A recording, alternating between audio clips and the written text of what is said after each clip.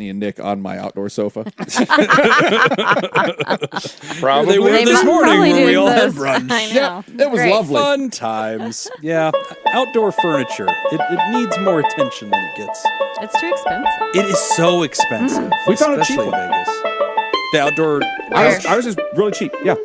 All right, I'm going to go ahead Go. and start. Okay, from fabulous Las Vegas, Nevada, this is Pod Therapy. Real people, real problems, and real therapists. Submit your questions anonymously at podtherapy.net or email us at podtherapyguys@gmail.com. Special thank you to our therapy partners, Dirty B, Myra, and Pickett. And now broadcasting from the Churn, that's Dr. Jim, that's Whitney, I'm Nick. It's time for some Pod Our Therapy. mateys, be ye a bisexual wench? Come to Jacob's patio and watch the TV with hoisting the anchor and the sail and the pulley and the outdoor couch. You're a dumb person. No, I love how we just like the three of us. We're just kind of like, nope, let him go. Let us work his Let way him out go. of it. Let him go. Let's see how long this- how far this lasts. Patreon.com/therapy. Episode title, Bisexual Wench. I feel like that's where I want to go with it. I feel like it's solid. Welcome to mid-October, peeps. I would October. like to ask Nick and Jacob if they have their Halloween costumes, but they suck, and so they probably don't. But Whitney, I haven't lost hope in you Why yet. do you think Jacob and I would have Halloween? No, never mind. Jacob would because he's going to go to a Halloween party. He probably will, yeah. Why would you assume I would have one? What reason would I have? Years ago, to have you a Halloween... were, like, into it. You wanted to be Conor McGregor. Yeah, that was for like Scoop Fest. Yeah, that was happening in so- October. One time Or something. you wanted to wear a costume. I Yeah. feel like I need to post the one picture I have of Nick in a costume Yep. on Discord. That was a great It's a really good costume. What We is were it? just talking about it the other day when we were at the thrift store because there was like I was from Shaun of the Dead. Okay. Yeah. And there was like a bat with like, the barbed wire wrapped around it, a fake one, I hope. Oh, yeah. And Peter's like, remember Nick's costume? I was like, yeah. Was he Sean? Yeah. Yeah. Oh, that's It was great. awesome. I had a cricket bat. Oh, nice. I had just the white shirt, white button with the down. red ink? Yeah, Yep, and yep. I had that's great. I had red all over. That's great. I had a red tie. That's so cool. It's You've really got good. red on you. yeah. Thanks. And I even had the name tag. It said Oh, Sean. Yes. That's yes. pretty solid. Yeah. See, Yeah. I had to gotta get dig that up from that picture. Amazon. that's a really good. Yeah. Whitney, what's your Halloween costume? You got one planned out? I've slacked this year. We normally are really into Halloween, and my house is decorated like Okay. to You're the all in. nines, Yeah. the inside, the outside. But yeah, I have not put enough effort forth in the costume department. Better get on it. Those I sell out know. really fast right about now. I am going to be Lord I like Bowser. your bird's costume. So I have a history of That really was- great costumes. Okay. So Okay. the movie The Birds, I was the lady. It's a nice throwback. Oh my God, I'm blanking on her real name. But Alfred Hitchcock. That was it. and that's not her name. Alfredess. I still have those birds. I just put them somewhere Hitch else in my vagina. house. But they were like on wires. They or were. They something, had like weren't they? instead of feet, they had wires, so I could put one like in my hair, and they were like on my outfit. Okay. And I put little like blood marks because they Oh. like claw your Claw face. your and eyes. That All movie right. was really scary to me. So you when I go for watched scary it. costumes. You're Is not that going scary? for like Well, comedy. so or... then another year, I was Elphaba from Wicked. Okay. You've never seen Wicked? No. What the hell? Is that the poster with the green witch lady? What? Yes. Okay. Yeah, I've never seen Oh it. my gosh, you I have know. to go watch it. You'll love It's it. the backstory of the Yeah. Wicked Witch of the West from Wizard of Oz. Oh, cool. It's so good. That's a great It's idea. So good. Ugh. Stephen Schwartz agrees. It made him very rich. I have to check that out. That's at the Smith Center sometimes. It is. That's the last time I saw it. It was in October, actually, not this October, but in October. So yeah, I've been Alphabet. I've been the Birds Lady. What else have I done? Oh, I was oh my gosh, Daenerys Targaryen. Oh, that's a solid one. yeah. Yeah, I could see you pulling that off. Yeah, so that Did you have a was little fun. dragon on the shoulder? I did. Yeah. Yeah, that's a move. I like that. He needs that bottle opener there. Yeah, I don't know. I'll think of other ones, but yeah. I always do things with my kids. So whatever I was is gonna going ask, on. like a family costume. It's always or... a family thing. So usually my daughter loves dressing up, so she just recruits me. And so every year she just comes to me and she says, this year we're doing this. I think last year she was Hermione and I was Harry. Year before that, I think she was Pikachu and I was Ash. Okay. So yeah, she just assigns me. So this year she's Princess Peach and I am Lord Bowser. Oh, cute. Yep, All right. It'll be fun. So let me just do that. What's Jacob's costume for these parties he's going to? Pantsless Jack, the exhibitionist. Yeah, I just go no Same costume. thing. Yeah. Really? Yeah. Just not anything? Last year I went to a costume party that was blue themed. Okay. I like that, a theme. I like that too. That's kind of cool. And so I just wore blue lipstick. Oh, there you go. I saw an online one. Oh, Where and I wore a blue jacket. Okay. Okay. Yeah. Way to phone it Maximum effort. Yeah. It was a little chilly. in. Yeah. And it was an my outdoor gosh. party. I Blue like jacket. Oh, so the themes. accident, so the Yeah. jacket was an accident. Yeah. It wasn't even I planned. just thought needed a about it. jacket. I was like, oh, it's a blue party. I have a blue What do I jacket. got in the trunk? Yeah, Oh, it's this. Like, oh man, I got lucky. I mean, it's a nice Zip up jacket. Dickie jacket. Remember that episode of The Office, the Halloween episode where Creed shows He's up and he's covered in covered in blood? Oh, it was Halloween. How lucky! Creed is gold on that show, I swear. That was such a great bit. That guy's like, Oh, oh my gosh, I didn't know it was a Halloween party. Creed's like, me neither. And it cuts to him and he's like, Halloween. Very lucky.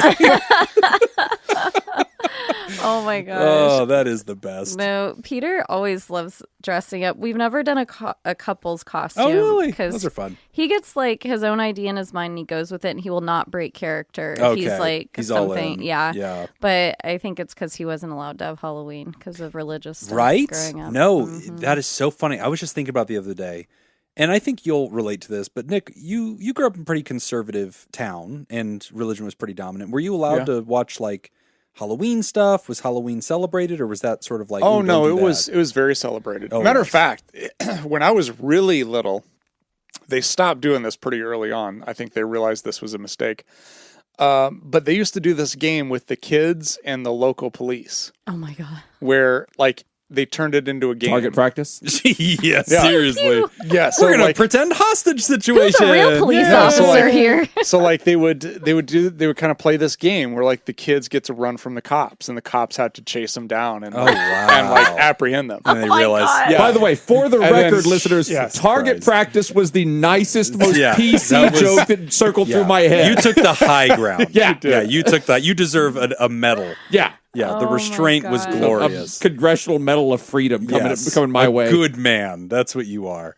Okay, so for you, Whitney, though, was it like boycotted? Like No. I feel like for most Christians, it's like fine. Most people celebrate Halloween and I'd do say the trick or vast treating. majority. Oh yeah, I would say yeah. yeah. But when you're like raised super Just- strict, it depends like your on the parents, community. Yeah. Like yeah. my community was pretty tough on some of this Really? stuff. There were Oh, yeah. always like in my area growing up, there were always like pockets of people that were always trying to shut down trick or treating. That and was do all my that kind of people. stuff. Yeah. My people were the wow. ones that petitioned the school not to let us watch Harry Potter in Spanish Oh class. my gosh. Because Okay. it was sorcery and J.K. Rowling. And because was it a doesn't have anything to Satanist. do with Spanish and it's a waste of a class. Yeah, it was an easy A. But I mean, like I had to I leave can and write see, an I can see essay. people being like, "Don't let them watch Harry Potter in Spanish class. Make them learn Spanish. Maybe in they should just learn class." Spanish. Yeah, maybe they should. There's an actually just easier learn way to Boo, like boo. circumvent that and get to what you want. If you're the religious group, you could just be like, "They're not teaching them Spanish. Yeah. They should be teaching them Spanish." The easier argument here is maybe just do the curriculum. Yeah. That would probably be fine.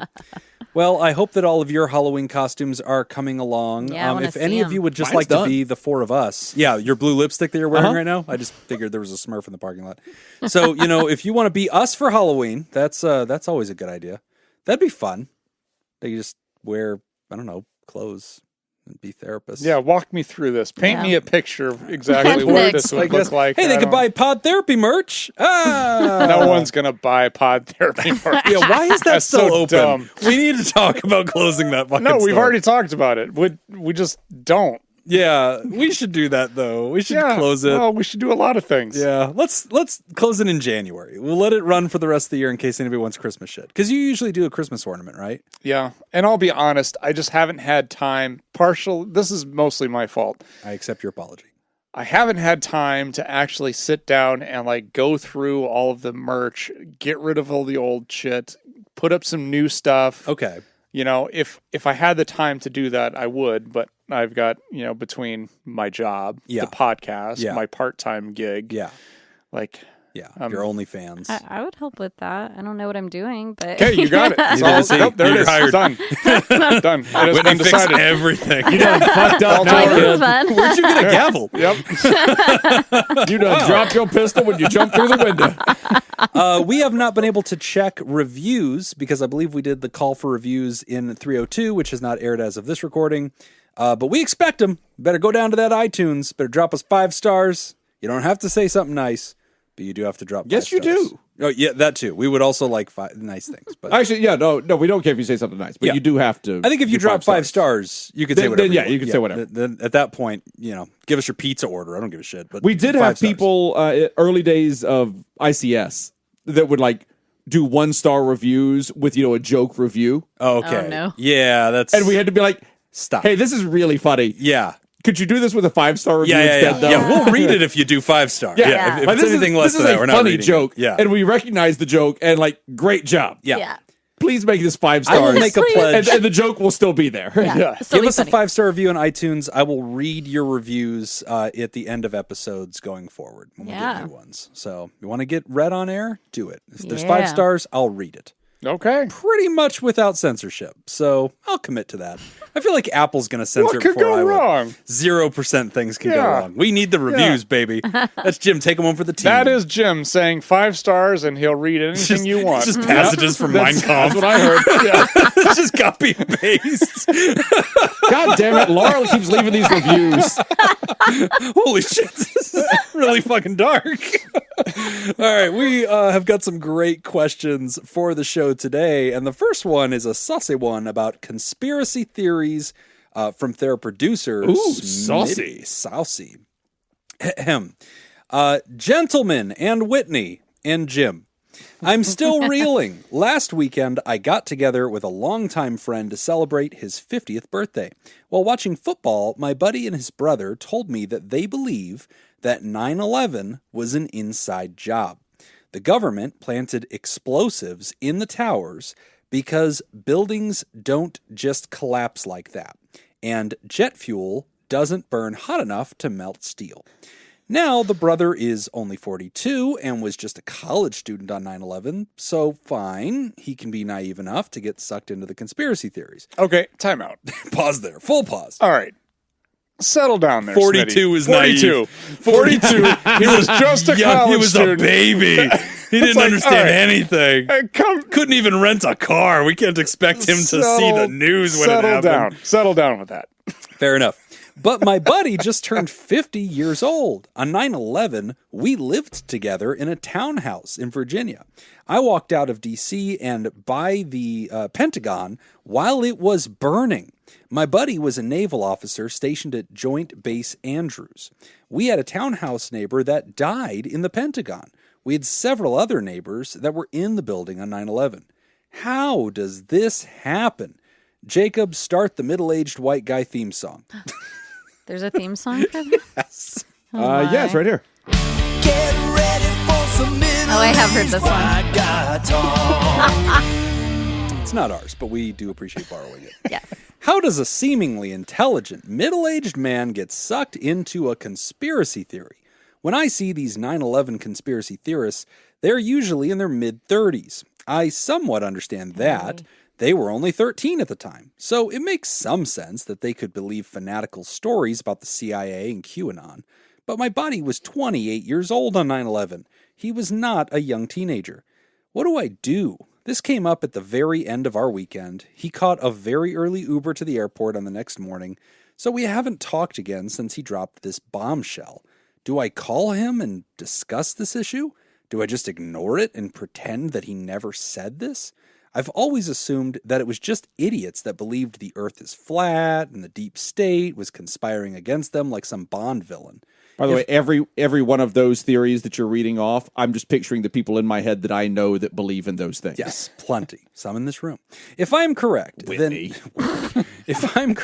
that means it's weird that she wears that flat Earth shirt. I'm gonna It's change clothes real very quick. odd. If I'm correct, then that means She always wears her flat on the shirt when she wears all of her crystals. I always wear that. Oh, yeah. I knew the crystals were going to get brought up. All right. it's just everywhere. They're clinking. I'm going to hide these now. I'm surprised she's able Wind to walk chimes. with all that extra weight. Jesus. If I'm correct, But she looks very healthy. yes, I'll just leave this one on your desk right here, And Jacob. so much luck. She's got all this Oh, luck. why do I suddenly feel ill? What is it? I don't have one. Terrible. If I'm correct, then that means that my buddy is an idiot. If oh wait, there it is. If I am incorrect, then that means normal, intelligent people can actually get sucked in and believe nonsense. I don't know which option is worse. Thanks, friends, Smitty. Here's the thing. I think the worst part about this is that this was after a weekend of hanging out. I mean, imagine like meeting up with your good buddies for a weekend and the last thing they say is like, 9/11 was an inside job. See you later. Bye. And then you're just like, That's my morning I brew. just have to, I just got to process this now. Like, Just So so, wait, you know, so what 9/11 is- was an inside job. So what exactly does the buddy believe about 9/11? Inside job, bombs. Government put bombs in the building, detonated it, killed our own people. And so fake planes or real planes or holograms? Didn't or go that do we know about far. the planes? Okay. But they argue jet fuel doesn't burn hot enough to melt steel. Okay. And the buildings can't just collapse the way they did. So I think it's the implosion theory that they were like Vegas style imploded. Right. it reminds me of, do you remember this? I think it was you that sent it to me. It was a comic, and it was this little girl, and she's like, "I wish my pony could." Oh, that's a talk." meme. Yeah, That's a meme. It's one of my favorite memes ever. Yeah, then the pony's It's like, this little girl, and she's like in a Sally, magic jet meadow. fuel doesn't burn hot enough. Yeah, that's it. Jet fuel can't melt steel beams. Yeah, she gets a fairy, and the fairy's like, "What's your one wish?" She's like, "I want to talk to my pony," and the pony comes over, and it says, "Jet fuel can't melt steel beams." That's the bit. Yeah, the pony is a conspiracy. she's all theorist. really sad, Yeah, crying. she's all coiled up and just sad because the horse won't shut up. Oh, that's basically it. Yeah. So two questions I'm hearing from Smitty. One is evaluating whether it takes a certain kind of person, in Smitty's view, a dumb person, to believe something really big, like a big conspiracy theory about 9/11 or any of the other big ones. Or, second question, could it just be that normal people get sucked into this and maybe he didn't realize that? And then lastly, what do you do about this friend? That's a lot. Okay, so I think we've talked about this before on the show, but the common understanding, I guess, of why people get sucked into conspiracy theories. The best explanation that I've heard that seems to make the most sense to me, why this seems to happen, is because all of us enjoy this feeling that we get when we have knowledge that other people don't have. Yeah. Like if we can separate ourselves out from the rest of the herd, as in like, I have this understanding, I understand something, everybody else is confused, but I get it. Right. Like there's something about that causes us to feel special out of, I mean, we're one of 8 billion people on the planet. Right. If I can feel like I'm somehow special, then I can kind of, You're not a sheeple. yeah, it's reinforcing to kind of have that feeling that like I have something other people don't have. I see. And so I think that's the best understanding or the best explanation that I've got from it scientifically, is that it's that type of thinking that just draws people in. People who otherwise wouldn't, like, it's not that they're really stupid. Yeah. It's just that like that's Not kind necessarily. of not necessarily. They might be stupid, They might too. also be stupid. Yeah. Bonus. But it's that flaw that we all have. We all have this desire. It's just that for some people, that's how they fulfill it.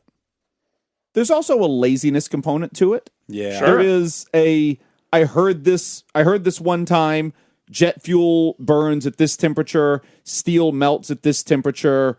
It's ipso facto, we're done. Got it. And there's not another single Google search that happens. Right. I just Googled jet fuel can't melt steel beams. Yes. First thing that comes up. Problem with that assertion is, while it is actually true, it is also completely irrelevant. Burning jet fuel is not hot enough to fully melt steel. Burning jet fuel, however, is more than hot enough to weaken steel. Yeah. That's all you really had to do. And buildings collapse once their support systems are weakened. Stand on this table and let me set fire to the legs. Right. It does not matter whether I can incinerate the legs perfectly. What matters is You can you're weaken too the leg heavy. enough, Yeah. and the weight come of down. me and the table is going to eventually bring it down. Same way the weight of a building is going to bring it down, and also a large airplane hitting it doesn't do you any favors either. Right. So now we know Jacob's in the deep state, but Right. I mean, So I mean, there is an us element good of laziness to it as well, and there's an element of being special, and there's an element of like what Nick was talking about with all of that. I I feel for people that fall for this. I really do. And in part because I think of a shit ton of things that the public was at one point told is a giant conspiracy, nothing to see here, look the other way, don't listen to the crazy people. And then a lot of that shit, now the 9/11 thing I don't fall for. Like, to me, that one empirically feels false. But I can appreciate why an intelligent person who, doesn't do a lot of bizarro things could size up a really extreme, abnormal situation that really was clouded in a lot of mystery and misunderstanding. We were all being fed, like the COVID thing too. There was like, oh my God, is it a conspiracy? Was it a weapon? And like whenever something big happens that is surrounded in mystery and misunderstanding, the truth has to catch up to all the lies. And all the lies are very interesting, very creative. They pass all kinds of smell tests. They have some kind of like self-evident angle to it that's like, oh, but there's this lab in Wuhan or whatever. Like there's enough there that you go, oh shit, there it is. And then you tell that story 800 times to other people. Like I remember 9/11. I was a freshman in high school, I think. And I remember like by the next day I had heard everything that I needed to hear to fully understand that shit. Apparently me at 13 or 14 had all it figured out before the fucking congressional report had been done. Wait a minute. Yeah, I was confident I had it all sorted. So Jim knew at that point that we shouldn't invade Iraq. Yeah. I was like, we've got to go after Saddam.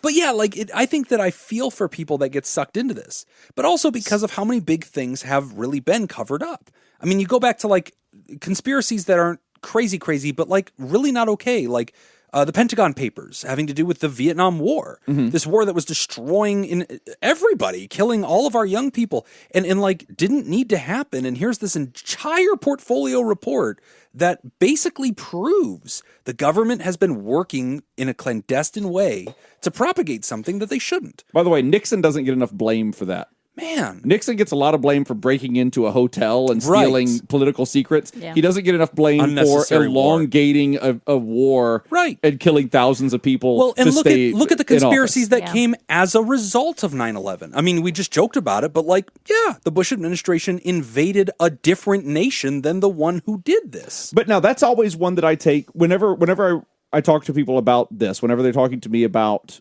9/11's an inside job. One of my early questions in the conversation, if I engage at all, which is rare. Right. But one of my early questions is, what about the invasion of Iraq? We invaded Iraq under the premise of, and by we, I mean the United States government and the U.S. military, invaded Iraq under the premise of Iraq has weapons of mass destruction. Right. Colin Powell, yellow cake. Right. Yeah.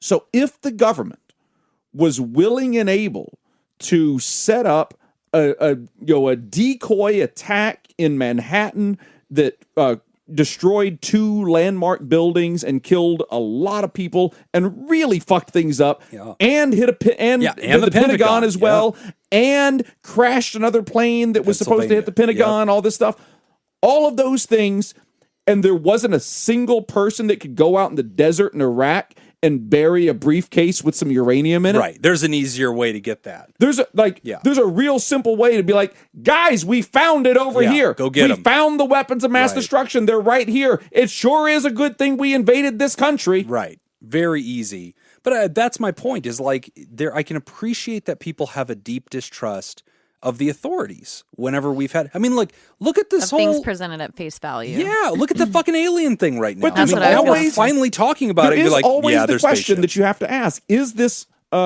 explained through somebody being malicious? Yeah, or is this explained through someone being stupid? I think you always have to apply. And it's virtually always someone stupid. You got to apply Occam's razor. You got to look for the simplest possible explanation. I think that that's true. But I'm just saying, there's been so many big leadership-y lies that I can appreciate that there's a lot of folks that go, well, I don't believe things. That's kind of part of it though too. So like I think there's a psychological component here, which is one, we really enjoy learning. Like we're hardwired to learn. We're not okay with not knowing something. We're not okay with ambiguity. Things have to make sense, and if things don't make sense, then we are motivated to try to figure things out. So I got him. I killed him. One of them. There's like that's 5. Like shit. Yeah, there's like. Well, Get the next one. For the listeners, there's gnats. I realize you have not been a part of that conversation up until now. We've been swatting at him, but I got one. Good job. Scratch one bogey. Thank you. Bandit. Scratch one bandit. Yeah. I'd like to do that take. Thank you for interrupting the show for that too. So You're welcome. I killed it. No. We need done to more know. than We you've need to done. know. Everybody needs to know You're that. fucking welcome. You're right. Kill He it. was, Exactly. spa- And he we'll was let you do spazzing whatever over you there. I was Exactly. like, what is going on? There is a component here, which is the fact that we enjoy learning and we're motivated to learn. And so if something doesn't make sense to us, we want to learn. Yeah. So it's exciting to learn things. I mean, Yeah. for all of you, you can probably think of something that you've been curious about that you've dug into, like, you just get into a rabbit hole of like, oh, this is really interesting for me. Yeah. Like for me, this, I don't know why, but for whatever reason, like you hit 40 and all of a sudden geopolitics is really interesting. Yeah, and smoking meats. And smoking meats. Like I'm there's into it. there's lawn care. Yeah. That, like if I want a one of Traeger those and three- WW2 documentaries. one of those three, Yeah. we all hit. I mean, I do And- like my Traeger. I know. See, exactly. And like for me, so like I got really deep into this rabbit hole of learning about like just random questions, like how did Yugoslavia break up? Okay. You know, and I just kind of Yeah. like I started learning about that, and then I learned like the whole history of Israel and Palestine and how that all boy. started. You know, and that Absolutely. goes I've back been all the looking way, into that. you know, pre-World War I and all Yeah. that shit. And like all of it was like really interesting to me. Yeah. But that's all learning that I am, you know, I'm learning because it's something I'm interested in, but I'm also getting information from trusted sources. Right. Conspiracy theory thinking has the same type of reinforcement when it comes to learning, except it's actually more reinforcing if you add in that other component that other people don't realize this. Right. So now it's even more exciting COVID to vaccine do. is extra. Yeah. You don't even Other know. people, It's a other whole people other don't realize thing. this, and there are people who are actively trying to keep me and others from getting this information. Right. And so they're working against me. So now I have an obstacle to surmount Yeah. as well. Well, so you yeah. add those two components plus the Right. component you brought up, which Right. is the fact that You can't believe the no, authority. No, not that. Oh, yeah. But there's always in any conspiracy theory, there's always some nugget of truth, Right. Yeah. which may or may not have anything to do with it. Right. Like for me, when I was younger, I got really big into the Kennedy assassination. Okay. Like, and so like I was really interested in that. I watched the Oliver Stone JFK movie. I was like, wow, that's really interesting. Right. Then I started reading stuff, you know, when the internet first came out.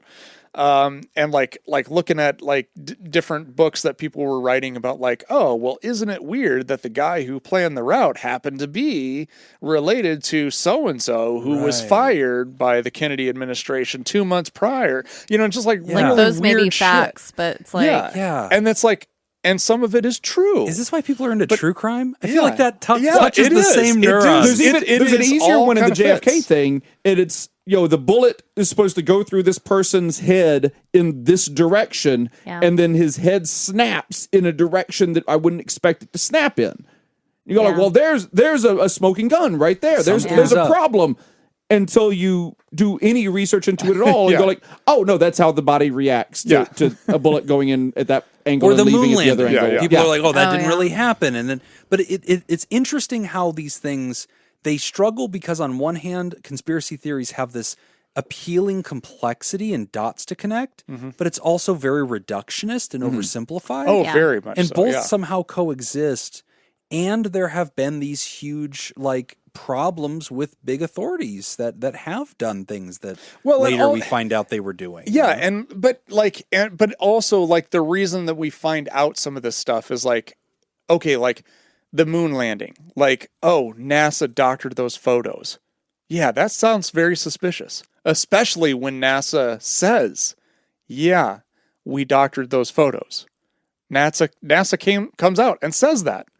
And we're like, oh my God, NASA admits it. But then you have to realize, like, okay, how was a photo taken of Earth?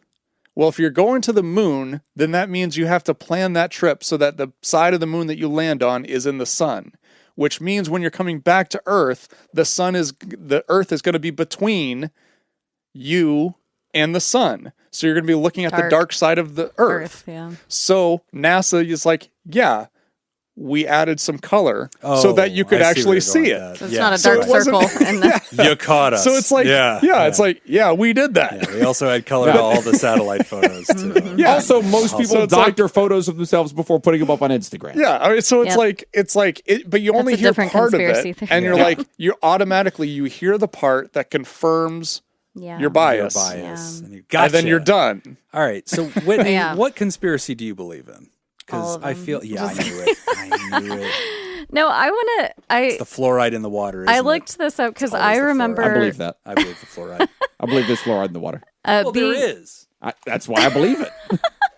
Well, similar to Jim, I was, I think, 14 or 15 whenever, I guess I could do the math, barely 15 when 9/11 happened. And I don't remember thinking any conspiracy theories of any sorts, but I remember watching a documentary when I was in college. So someone's like, oh my gosh, there's this documentary out, and it's like about the conspiracy that 9/11 was... Yes, loose change is what it's called. I had to look it up because I couldn't remember the name. Yes. I've never heard of this. I don't either. Watch it. It's interesting. No, I'm just kidding.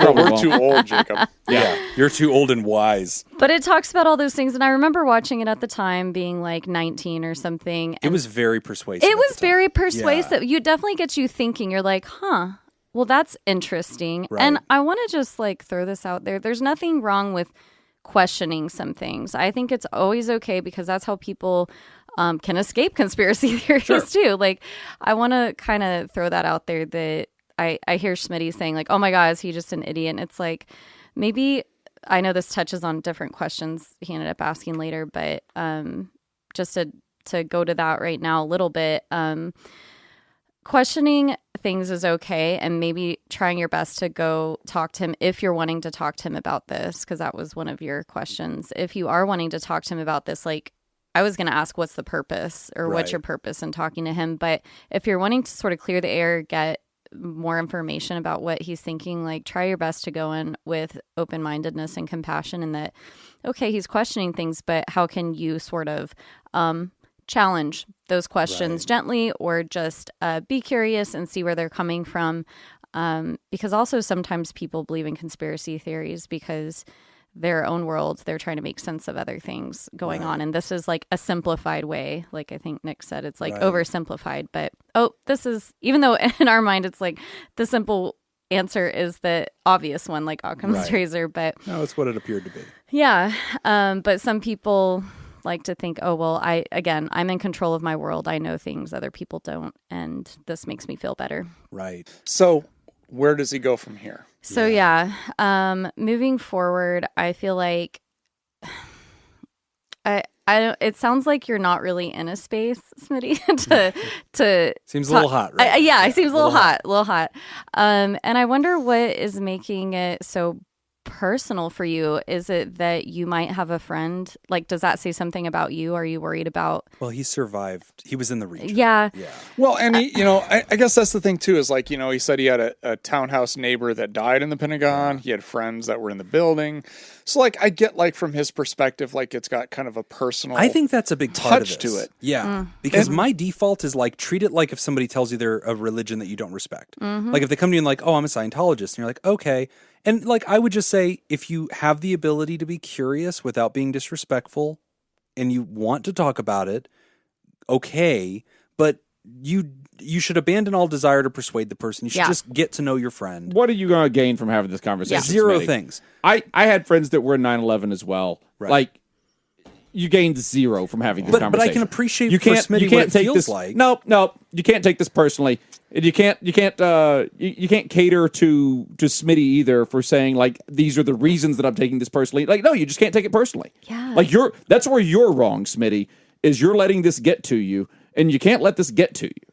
You can't let this be a thing that's gonna affect like your life and how it drives you going forward. If you want to have a conversation with this guy about it, then go have a conversation with him about it. Yeah. But don't go in like you're going to change their mind. That's the thing. You can't go in with an agenda, and you can't go in like, I have to have this conversation with you because this is affecting me. Yeah. Like, no, it affecting you, that's a you problem. Right. You can't make that a him problem. I would agree with that, but then also validate the feeling. Yes. I was going to say the feeling. It's a valid feeling. Yeah, so like, but you can't let that affect your life. Sure. Yeah. This is a really sensitive topic. Yeah, fine. It hit you.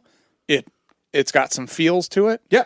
Absolutely. And I think you're right for feeling that way. And I'd feel that way too if I was in that situation. Right. But then I also agree with Jacob too, in which, like, if you approach him with it, you're going to pick a fight.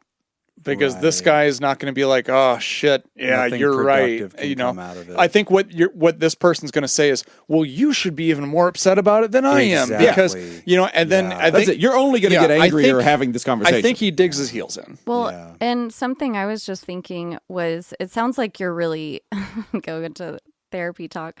You know, anger being, in my opinion, always a secondary emotion. You're really hurt by the fact that he is being Right. insensitive to Yeah. these losses that you have experienced, and it feels insensitive. And so if you do choose to approach it with him, I would maybe try your best to look at what the other feelings are underneath and try to put the anger aside and tap into sharing with him. If he's a good enough friend to do this, hey, this is really hurtful for me Right. to hear you say these things. Like, are you really, you're really believing this? Like, even though we had friends pass, you know, coming at it from like a connection perspective to share your own thoughts as a friend, I think that's really fair. But just be prepared. Jacob's not wrong. Like, he may like dig his heels in. He may just say, well, or what Nick said, he's just going to keep going. Like, well, you should be more pissed because it's all a conspiracy. But try your best to go in from where your actual feels are. And the anger's right now, but like what's underneath that? I think I would just sit on it. I would sit I on would it. do nothing. I'm my on Oh my team- God, I know you would. I have I would do nothing. I know. Yeah, of course you would. I have discontinued friendships over this kind of shit. Well, and that's the thing I think that's frustrating about conspiracy theories. Yeah. Is that it feels like we're in a different time place now Right. than we ever have been before. Because in the past, it feels like if you were a conspiracy theorist, you paid a price Right. within society. Right. But now you can just find your own Like voice. if you just voice that you believe Elvis is still alive, you got drowned out by all the other automatically people. yeah. You don't have that anymore because Yeah. you create an echo chamber. Well, Like, and now not only that, but now what happens is we have our connections Right. around the world are so close. They're just a Yeah. click away on the internet. You don't so feel like, isolated. Exactly. So there's thousands of other people who share the Right. same view. You will But find them I kind easily. of agree with that. At some point, I think you have the right. And again, I'm not rooting for the end of your friendship, but I've had to end a few. I mean, like I remember when the Newtown school shooting happened, wiped out all these children, and I remember there were people in my life that were like, "Nope, it's a conspiracy. No kids were really murdered. They're crisis actors. Jim's third kid. All believed it. terrible people." And then the other thing that happened was the October 1 shooting. Oh my gosh. And at the time, Nick and I think that you were just joining our company at that point when the shooting happened. We had a major ad purchase with a local media group. Oh yeah. And I remember we were in the middle of a very large ad purchase. We had already done programming with this guy. I had already been on his show. We had already recorded a bunch of spots. It was our largest ad purchase. And then his ass was on Twitter the night of the October 1 shooting, going off on like how he has evidence that it's Al Qaeda. We're under attack. There my are shooting. God. There are terrorists at every single property, and it was a really big problem because Metro, our police, were trying desperately to get control over the situation. He was spreading fear and terror with just absolute bullshit. And as it became apparent that he was a fucking liar and a piece of human garbage for just trying to get clicks and attention and just being a whore, I immediately, that next morning, called our corporate office and was like, cut off every fucking dollar that goes to this asshole. I don't want anything to do with him. And I called their company and said, stop running all of our ads. If we can get any refund, we want it. Otherwise, keep the fucking money. We don't want our name anywhere fucking associated with But that's you. also the lazy You are thing. garbage. That's also the lazy thing because the night of October 1, I mean, I was on the Strip and we were in communication with Las Vegas Metro Police Department, and they were telling us those things. They were telling us all of these things that turned out to just be wrong. Right. But those were the reports they were getting at the time. From his ass. Like from people calling 911, from just 911 calls. People were calling 911 and saying, there's also a shooter at the Excalibur. There's also a shooter at the Bellagio. And it turned out it was because wounded people were running in. going into these properties. People were seeing gunshot wound And victims. then they assumed And they went like, I just saw a gunshot wound victim at the Excalibur. I'm calling in and saying gunshot at the Excalibur. right. Yeah. And so that's where a lot of those things came from. But there's a laziness to that because that's where I'm curious up until that point in the timeline, and then I stop with all curiosity. Right. And now I've decided this is fact. Right. And there is zero continuing curiosity to go like, hey, I was told X, Y, and Z. Yeah. Was that true? This information. Yeah. So Smitty, you might, I think all options are on the table. If you feel like you can't keep this relationship going, if you feel like it's unproductive for you, you can't get anything out of trying to confront this person. Or just getting if some it feels space. so personal to you that ignoring that they believe this would feel untrue and inauthentic to you, that happens. I mean, sometimes you think this person's my best friend. I love playing pickleball with them. And then they spout off some horrific thing. And you realize like, oh, I can't continue our friendship anymore. Unfortunately, I like you, but I don't think I can ignore this thing because it is deeply personal to me. And I think if a person that was survived in the area of 9/11, like, yep, it's pretty fucking personal. Or if you can compartmentalize it, and then we go can still forward, if you can. hey, we can be friends, but we're not going to fucking talk about this shit. Yeah, I think you have to do a Mythbusters where you get out jets, fuel, and just demonstrate it. He can be persuaded. You just have to demonstrate it, and then you'll finally get him over to your side. But anyway, buddy, good luck with this one. A lot of people relate to it, especially in these strange times. So hopefully you can update us later on, tell us how this all worked out. But we are going to take a quick break, and when we come back, we're going to talk about dealing with a co-volunteer. You're listening to Pod Therapy. Today's episode is brought to you by Robert Brownie Jr., Mint, Kayla Lansbury, Kevin Chamberlain, Ben Stanley, Adam Hathaway, Dan Martin, Lib, and Heyo. Heyo. If you'd like to sponsor the show, become a therapy producer at patreon.com/therapy. Okay, this week's trivia. This is old school. We got 2 questions. All right. 1 for each commercial break. That's it. All right. 6. The 2023 Shriners Open golf tournament that I just went to. Warhouse. This past weekend, False. Lexi Thompson became only the 7th woman to compete in a PGA Tour event. How much money did she make in total earnings from this tournament? $5. Price is Right rules?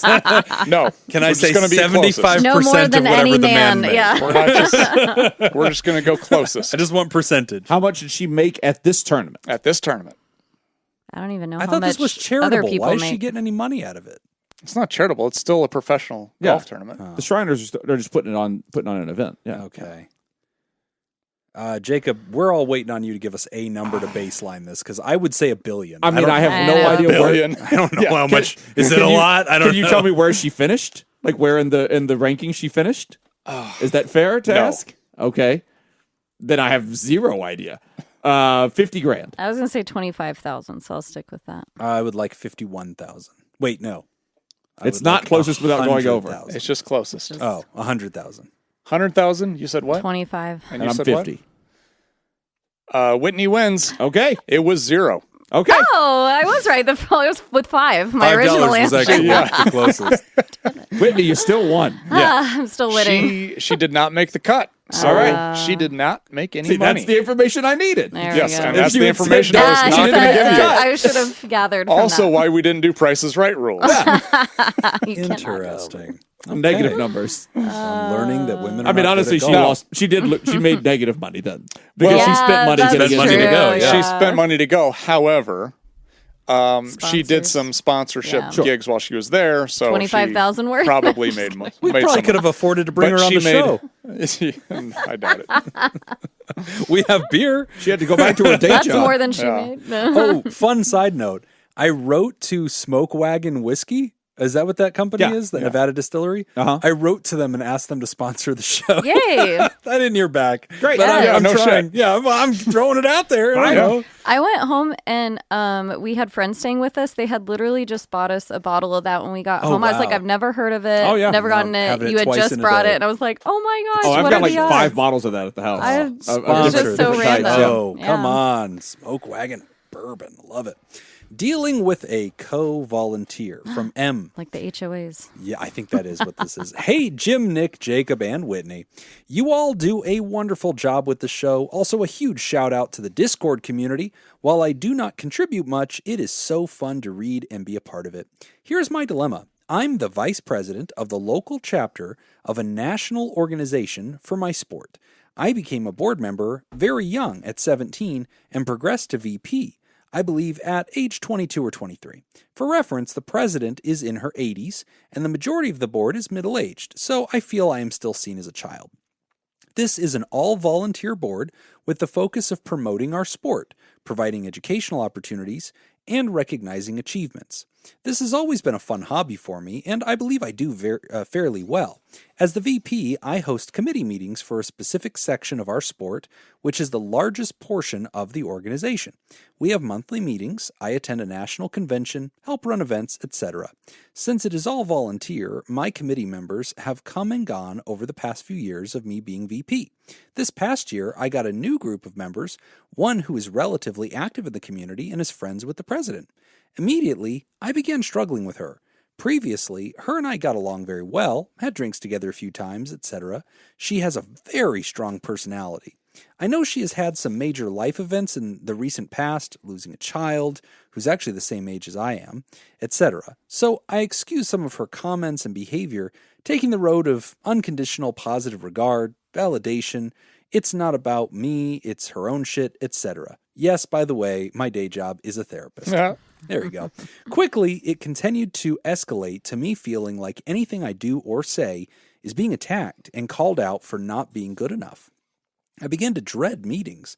Some examples are her confronting me for how I do agendas, minutes, what platform I hold meetings on, how I interact with people, and even what platform of email I use.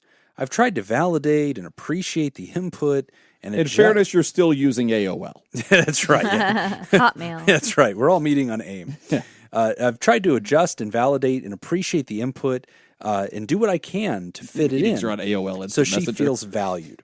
For more context, I have been in 4-H. Parliamentary procedure is a big part, and run meetings, do minutes for a local municipality and have for years. I'm no stranger to any of this, and clearly my way is fine, but she feels her way is better. It got so bad over the summer that the president called me yelling that I have not been participating. Do I even want to be VP, etc.? I was baffled and later found out this other individual had scheduled and held multiple committee meetings without me and without my knowledge. No. Oh, I'd be pissed. I've tried setting stronger boundaries since then, but it is out of control. The hardest part is she is good friends with the president, is well liked in the community, and hardest of all, she does actually do a lot for the organization. My friends on the committee have left due to the way she treats people and have encouraged me to do the same. It feels like she feels entitled to run over the top of me, does not respect me in the slightest, and she believes she is always right. I'm stuck. I would love to ask her to leave or put her in her place, but I feel like I would have no backup from the president, would lose a great asset for planning and running events, and a very active volunteer. Plus, she's well connected in the little world of our sport, and I do not want to make enemies. My question is, I guess, twofold. How can I go about addressing this without kicking her off, starting World War III, or generally making this worse? Also, how can I protect myself from feeling the, honestly, rage I feel in meetings and hold my own without being a bitch? While I know I cannot control others, I would love to figure out how to control how I am choosing to feel. All advice and insight is appreciated. Thank you. Love, M. Pronouns are she and her. Did we get... M said that she started this board when she was 17? Yeah, started pretty young. Did she say how old she is now? I think 20s. I mean, she mentioned that she... But still young. She became VP around 22, 23. She's younger than the average middle-aged members of the committee. Okay. Yeah. Oh I want to know what sport it is. I know. I was wondering that. I'm just going to assume it's shot put. I was thinking maybe the one. Remember the one where they would they would jump onto a horse as it was diving into a pool of water. Yeah, that's. I There's think a that's movie it. That's about probably that. Yeah. It's I implied. Nicole Kidman, I think. Yeah, that's Yeah. probably Yeah. that's probably the Eyes sport. Wide Shut. For the Yeah, purposes that of was this the movie. episode, we're going to just imagine that that's the sport. I think that's Their eyes wide shut, I guess. Yeah. Yes, it's Eyes Wide Shut part. Yeah. Yeah. Eyes- That's what it is. That's the sport. sport. That's the sport. Absolutely, that's the sport. Satanic orgy. Yeah. I'm just going to tell you right now, Now if in that the were a Olympics. sport, you would not need a board to publicize it. It would do all of its own publicizing. It would do just fine.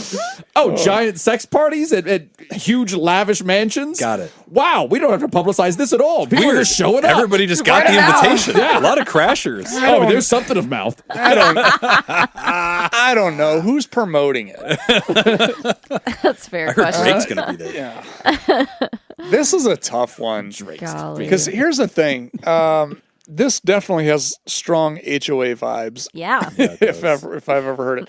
Now I haven't been in this exact situation, obviously, but I have. How many HOAs? yeah, no, I'm sure you I have been in. Nami was just like this. Yeah. Oh, yeah. And see, Oh, it's the here's the worst. thing. For me, in situations that I've been close to something like this, it's been in situations having to do with my job. Mm-hmm. And I was fortunate enough in my job where I was able to develop my own reputation in the community. Yeah. People knew me. And so it kind of got to a point where if someone was going to bully me around, I would just be like, no, Yeah. I'm not going to You do have a that. leg to stand on. Yeah, and I could just say, no, that's not going to happen. Here's how it's going to happen. You know, and the key to standing up for yourself is to do so with confidence and calmness. Yeah. You have to stay calm. Yeah, because if you get angry and If you you start raise yelling, your voice at all. No, Yes. you lose. You're You're out. invalidated. yeah, Yeah. no. Yep. To be the one who's sitting as someone is standing over you yelling, to be the one that's sitting and staying calm, that is establishing dominance because you're showing them that you are in control of your emotion. And to just be able to say, nope, we're not doing that. Yeah. Here's what we're going to do. And to just be able to have that confidence to do it, that's how you set really good boundaries. Now, unfortunately, it doesn't sound like you're in that position because this lady has a lot of pull. Well, and it's tough whenever somebody's like trying to usurp you and they have like their own angle where they're like, I don't think you should be VP or whatever. And so like they're talking trash to other people. They're creating like this whole like mutiny. They're going to be above you to the president being like, oh, she sucks. And it's like, she doesn't call enough meetings, so I'm having to do it. Like you're actively going out there and shitting on me. And it's tough because if you take the high road, which is how I got screwed whenever this happens to me, because I'm not good at playing that game. Like I'm not good at going out and like trying to counter propaganda against you and like get everybody to mutiny against you. And now we're getting into like this huge like catty war. I'm not good at that. So I'm just try to be mission focused and nice. But then this other person runs around talking shit. And like when it all comes back to me, I'm overwhelmed and defeated because I've lost everybody. Like I haven't been counter programming. And so I eventually get pounced on, and like the only move left is to say, okay, take it. Like I don't know. You've won the hearts and minds of the people. It's a little organization. If I can't lead effectively because you've sabotaged me, because you don't give a fuck what happens to our organization, you just want power or you're fulfilling some void in your life. I don't know how to fight that in a charitable organization. Like I'm just, okay, you win, you can have it. Now you, Whitney, recently had to deal with a shit ton of tea. Having to do with all this. You got Sign to up witness for Patreon something. to hear. Right. Go back to the Patreon and listen to the tea. But this is tough because, I mean, if you're in that situation, can you counter program? Like, can you what do you do if your back's against the wall like this? What I would do is use my AOL.com email Death and counter threats. through that. Oh, okay. Oh, sorry. Yeah. Yeah, the death threats those come later, and from a mystery account. You know? Yeah, that's the The pro anonymous Trick tip. with one. the death threats is to skip the threat part. Yeah. You just murder somebody. Okay. Yeah. That Pod therapy does really not gets endorse attention. murder. Yeah. Oh, That it'll is get an attention. That is an attention grabber. Yeah. But I think where the only place my mind went, because I felt a little bit like Jim saying, reading through it, I was like, man, this feels a little bit hopeless. She is like getting every angle. Yeah. The people that would have been on your side are just leaving. They're kind of doing what you Right. said. Fine, Abandon you ship. go. Take I'm it. just gonna go. Yep. And leave the organization, and then you're kind of left to flounder or to fight it on your own. But the thing that stuck out to me the most, which seems, I mean, I'm sure you left some information out, but her creating these meetings without you, oh my God, that set me off. But that's where I would bring in the petty emails. Like, have y'all seen those memes where people are like typing up an email and it's all professional, but then they're like, my last email. Yeah, but it's like, bitch, did you read my email? Yeah, I feel like we got to bring that language in and say, like, it has come to my attention that you have been meeting and didn't inform me of these meetings, or I've already scheduled these meetings on these days. Like, you're asserting dominance through bitchy Procedure. emails. Right, yeah, right. but procedure. Like, and especially with documentation, like, that is the number one thing I feel like in any field you're in. Document everything. If you didn't document it, it didn't happen. Get a closed door meeting with the committee and say, I just want to take a vote on how committee meetings will be called. Is it the chair? Do meetings happen at the pleasure of the chair, or can they be called? Okay, they can't be called elsewhere? Yeah. Great. I want all the meeting minutes from all the illegitimate meetings, and I want us to go ahead and take a vote on these because we vote on minutes, and I want to procedurally agree none of this happened. There have been no votes. I got conflicting thoughts on this because I do think, number one, my first question is that would be probably the first thing I would talk about were the meetings that were held without your knowledge. How? Because that's a big issue. Yeah. How does that happen? Number one. So I think that's probably the number one thing that I would go after. Everything else could turn really petty very quick. But this is procedural, and this has to do with the organization and the running of the body as itself, as an entity. So I think that that's very important. I think the way that I would do it, because, God, you got to be careful with this too, because, like, you bring it up, and she's got a lot of clout, she's got a lot of pull, a lot of people admire her. Yeah, and so then are people just going to be looking at you and like, oh, come on, this is petty, Em. Why are you bringing this up? Why are you doing this?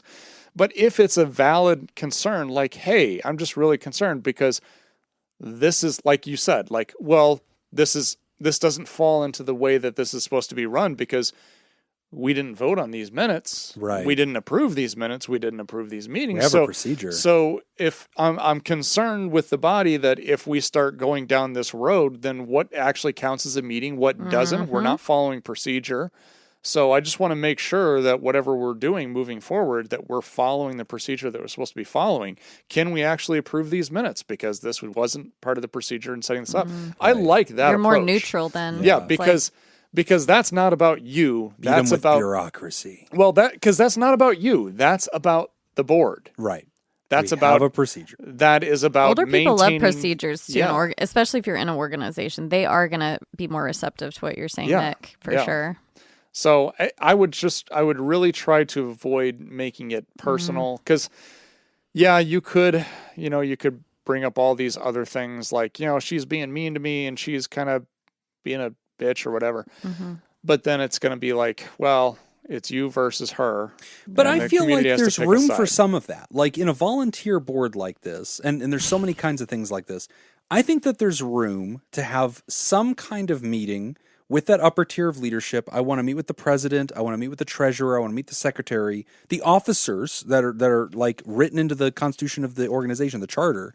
I want to have a meeting with them, and I want to share with them, like, hey, I'm feeling targeted. I'm feeling attacked. I'm feeling that there is kind of a lot of effort being put in here to discredit me or to make me feel like I'm somehow failing this organization. I feel that I've earned, the right to be heard because I think all of you know me as somebody who's demonstrated how much I care about this. I think that there's room to talk to your level about that. Okay, possibly. No.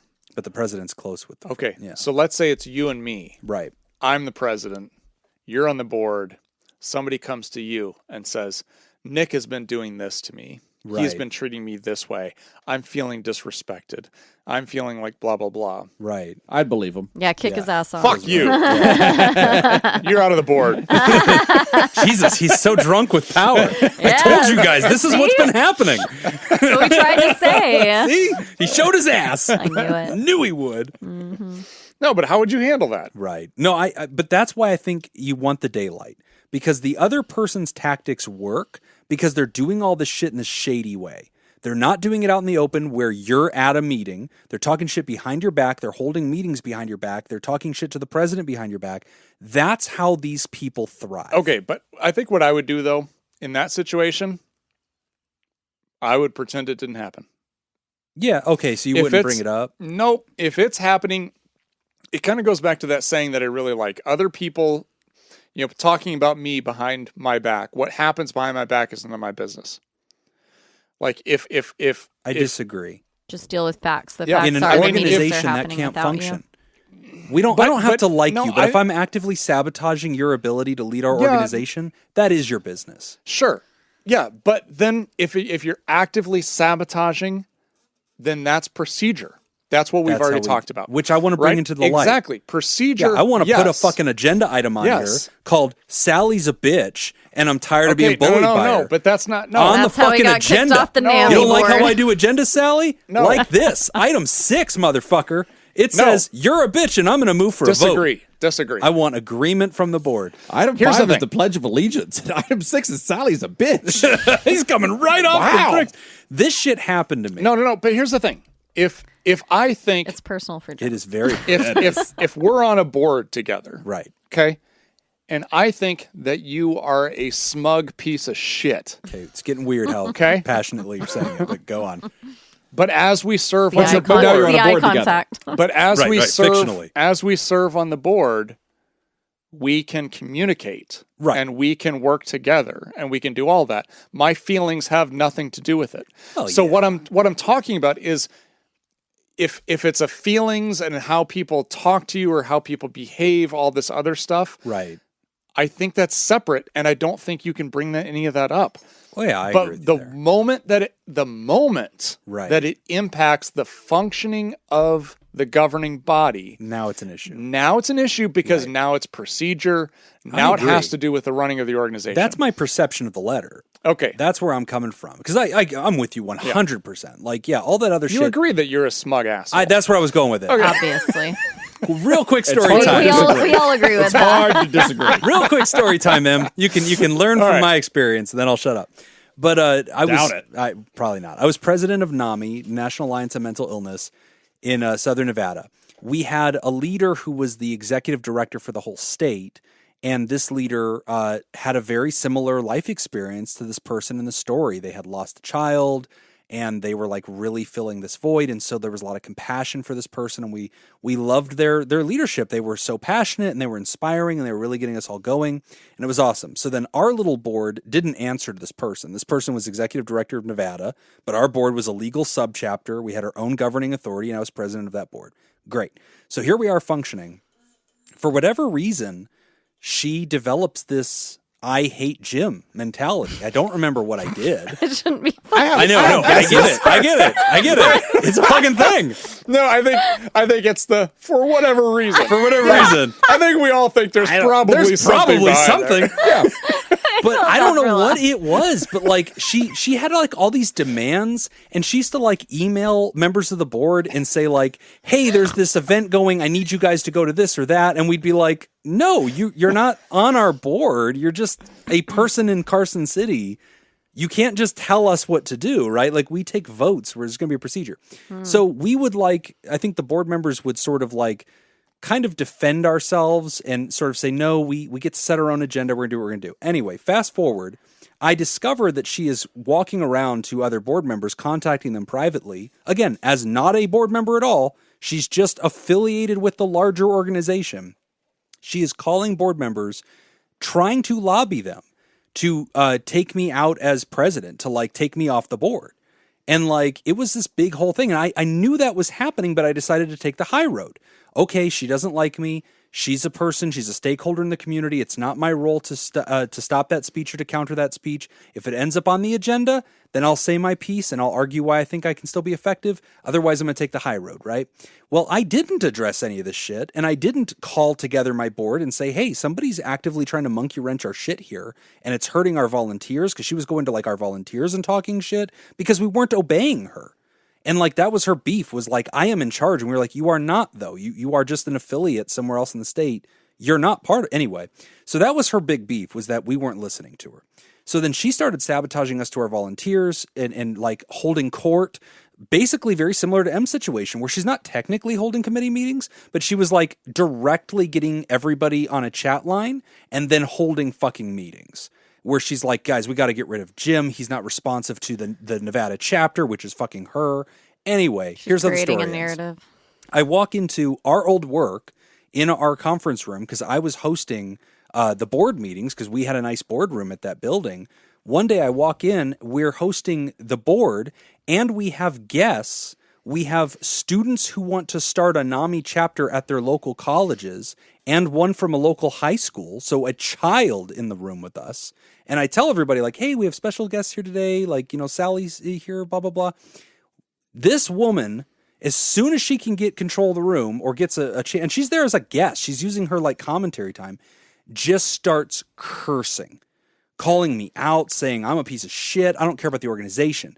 And then another board member. All right. I'm on her side. Yeah. Already. So another board member, she's been like conspiring with this whole time. He gets up and he was my vice Was president. her name I think. Jacob? Yeah. And he starts going off on me. And he's like saying weird, like he's not good at insulting me, but it's just, and it's really weird. And like, I'm like, You have a nose. it's weird.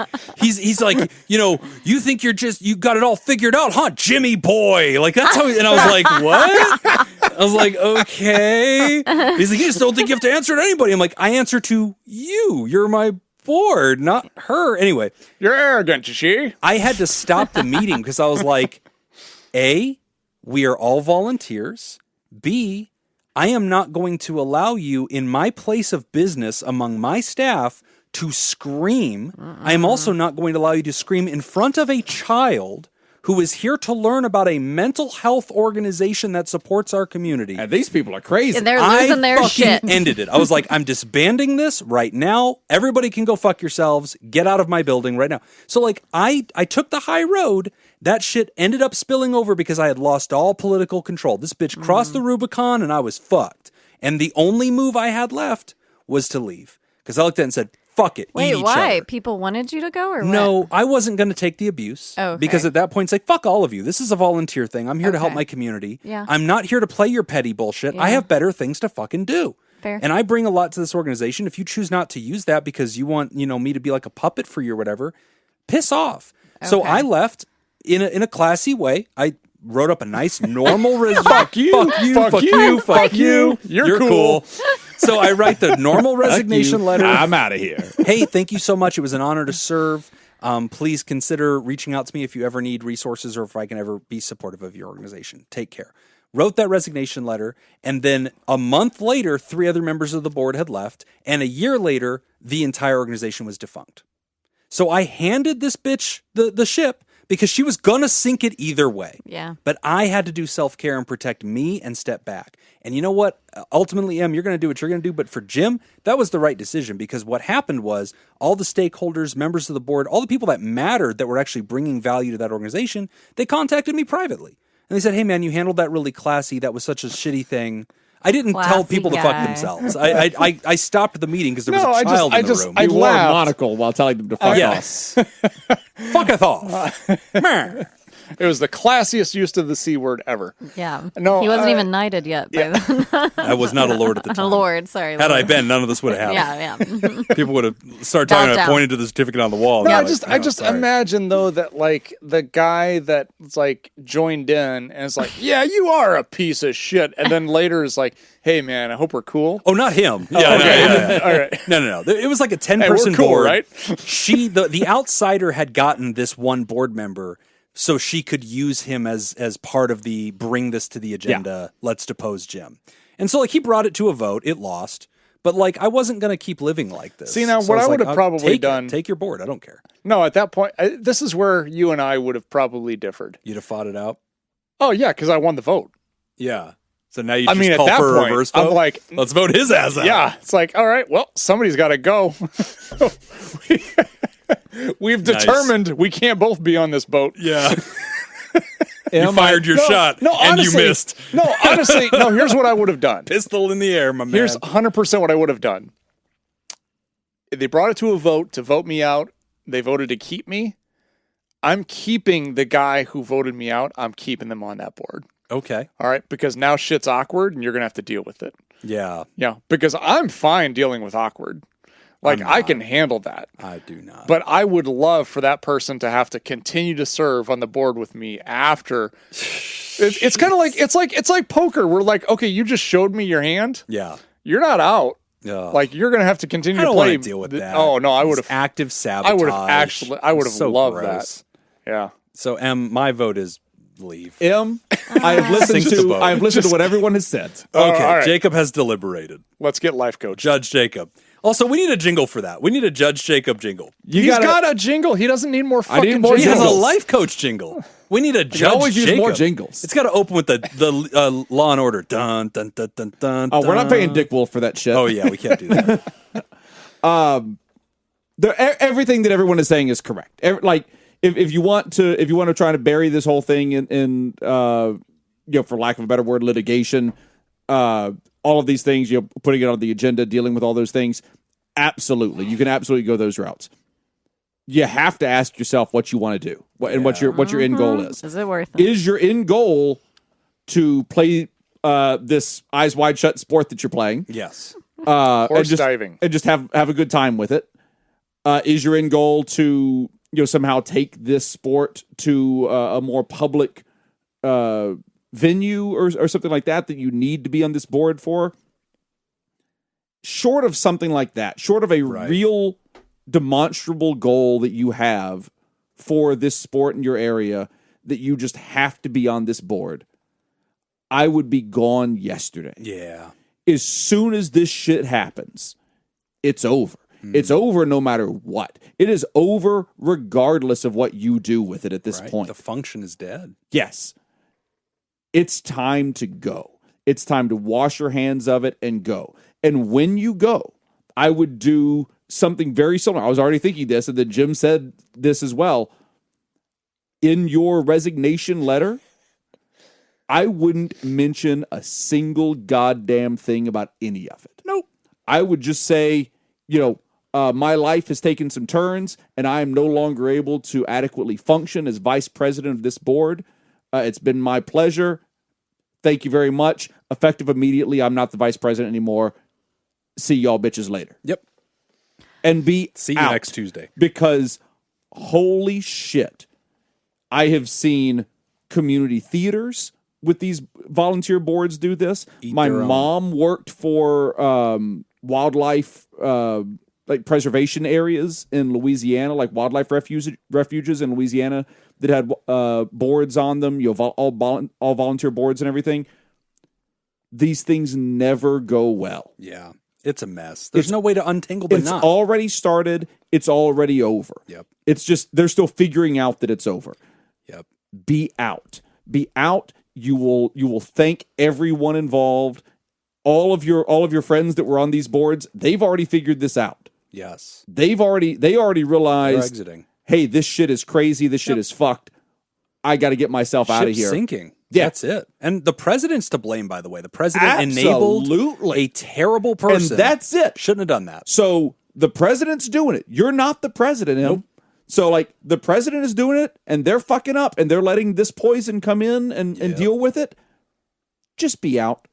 I would, unless there is something that is definitively holding you onto this board, like a goal that you didn't talk about in your letter or something like that, man, I'd be out yesterday. Or maybe change position. Drop Nope. to a lower position. Nope. Just walk away. Nope. Well, I feel like if you've been a part of this organization since you were 17, and we're imagining you're somewhere in your mid, maybe late 20s. Sure. Maybe 10 years. Yeah, that's a huge commitment, and I feel like the one thing we haven't touched on that much is just the feelings. Like she said at the end, I know I can't control others, but I would love to figure out how to control how I'm choosing to feel. It's so hard when you are a therapist because you know what you need to do. But it's like, no, I don't want to therapize myself. I just want to feel the rage I feel. I've got, but I actually think I have the answer to that. Okay. And that is the way I would feel in your. I honestly think the way that I would feel in your scenario is, if it's 10 years, if it's 5 years, however long you've been on this board, I have done this for X number of years. Yeah. I have given this service I would want to point that out for to an them. X. I wouldn't point it out to I anybody won't. because all I care about is me. I care about how I feel. And in this case, like I care about how him feels. I have served for 5, 6, 7, 8, 9, 10 years, however long it is. And you know that. You know that you have served adequately and well for however long you have been in this position. You can hold your head up with that knowledge. And by the way, everyone else knows that too. Yes. Right. Like all your friends that have already resigned these positions and everything, they all know that shit. I would They even all be know- willing to bet that the people who know this lady know that she's difficult to work with. Yeah, Yeah. absolutely. Everybody knows everything. Yeah. There's Yeah. not a secret thing here that somebody's going to be like, wait, what? Yeah. Yeah. No, That's everybody exactly knows it. everything, and everybody's just going to say, if you leave, if you burn the house down on your way out, then that's what you're going to be remembered for. Yeah. You're don't going do to be that. you're going to be remembered as the person who posted on the public forum message board, Right. Naked pictures of this person fucking a donkey or something. Which is the sport, to be clear. yeah, So that's really But just there's highlight no That's what reel. Jacob did to photography get Jim allowed. off You're the right. Mammy board. Sorry. In the sport. That breaks rule number 1. I just Yeah. don't get how they do that while the donkey is jumping into the pool. Yeah. Well, that's because you're not pro. Yeah. That's the That's- difference that's between the- amateur. That's the catch. That's yeah. true. Yeah. Looks easy when Michael Jordan does it. Yep. No, I agree with Jacob. I think the feel like as far as trying to gain control of your own feelings, like basically telling yourself all of those things, Yeah, reminding that's it. yourself like you have given You've already a done lot. it. Mhm. You've done the work already. You don't have to do more to justify yourself here because you've already done it. It's done. It's happened. You're great. So all you're doing now, if I were you, is just saying, I have done this work and now I'm going to be done with it. I have done it. I've done it adequately. And now I'm going to move on to something else. It's a tough situation. It's lose-lose. Yeah, and it's up to you if you want to choose to kind of feel in control and like Jacob saying, like choose to leave on your own behalf, I guess. Or it's possible this lady could continue to steamroll the whole situation and you may get pushed out. Right. And it depends on what note you want to leave But on. best case scenario, you're not going to enjoy that process. Well, you it's won't not enjoy gonna be a either pleasant. of them. It's not going to be a Yeah. pleasant process. I mean, Yeah. it's not going to be fun leaving it Yeah. because you've helped build it. You're part of it. But at the same time, tomorrow rolls around and it's time for another meeting that you may have called or someone else may have called or whatever, and you're going to really hate that. I think the only middle ground that I can see, because I'm pro leaving because I did it, but also because I sensed I can no longer be effective here. And also I care a lot about this organization. And if my presence here it was unfair, but if I'm now public enemy number 1 because somebody's pride's on the line and now they've gone this far and they've, humiliated our organization in the public eye, like with children, like I'm going to go ahead and exit so that there's no reason to fight at the next board meeting. Like, Right. go Yeah, ahead. But this person's Now like set a new agenda. helpful. That's I think the trick here. Right. Why she might feel a little bit crazy because it's like Yeah. she's doing this other lady is doing things personally to M, but they're actually a very active volunteer Right. and like good known in the community. It's almost Right. like that will make you feel more crazy And and, you're Yeah, enraged. yeah. Helpful. It's almost kind of gaslighting Yeah, in that yeah, sense that's where how it's it kind of feels. like you see a part of her that it feels like no one else in the community Definitely. sees. Right. Yeah. Yeah, and I think that would be very frustrating. And in that sense, like I kind of agree with Jacob in that sense that like, yeah, maybe You're it's not best winning. to exit Yeah. and to not have that fight. Because honestly, my advice is different because I think I'm just like, if I had power, if I legitimately worked my way up and I had power and I had that reputation Sway. in the community, Mm-hmm. I'm staying Right.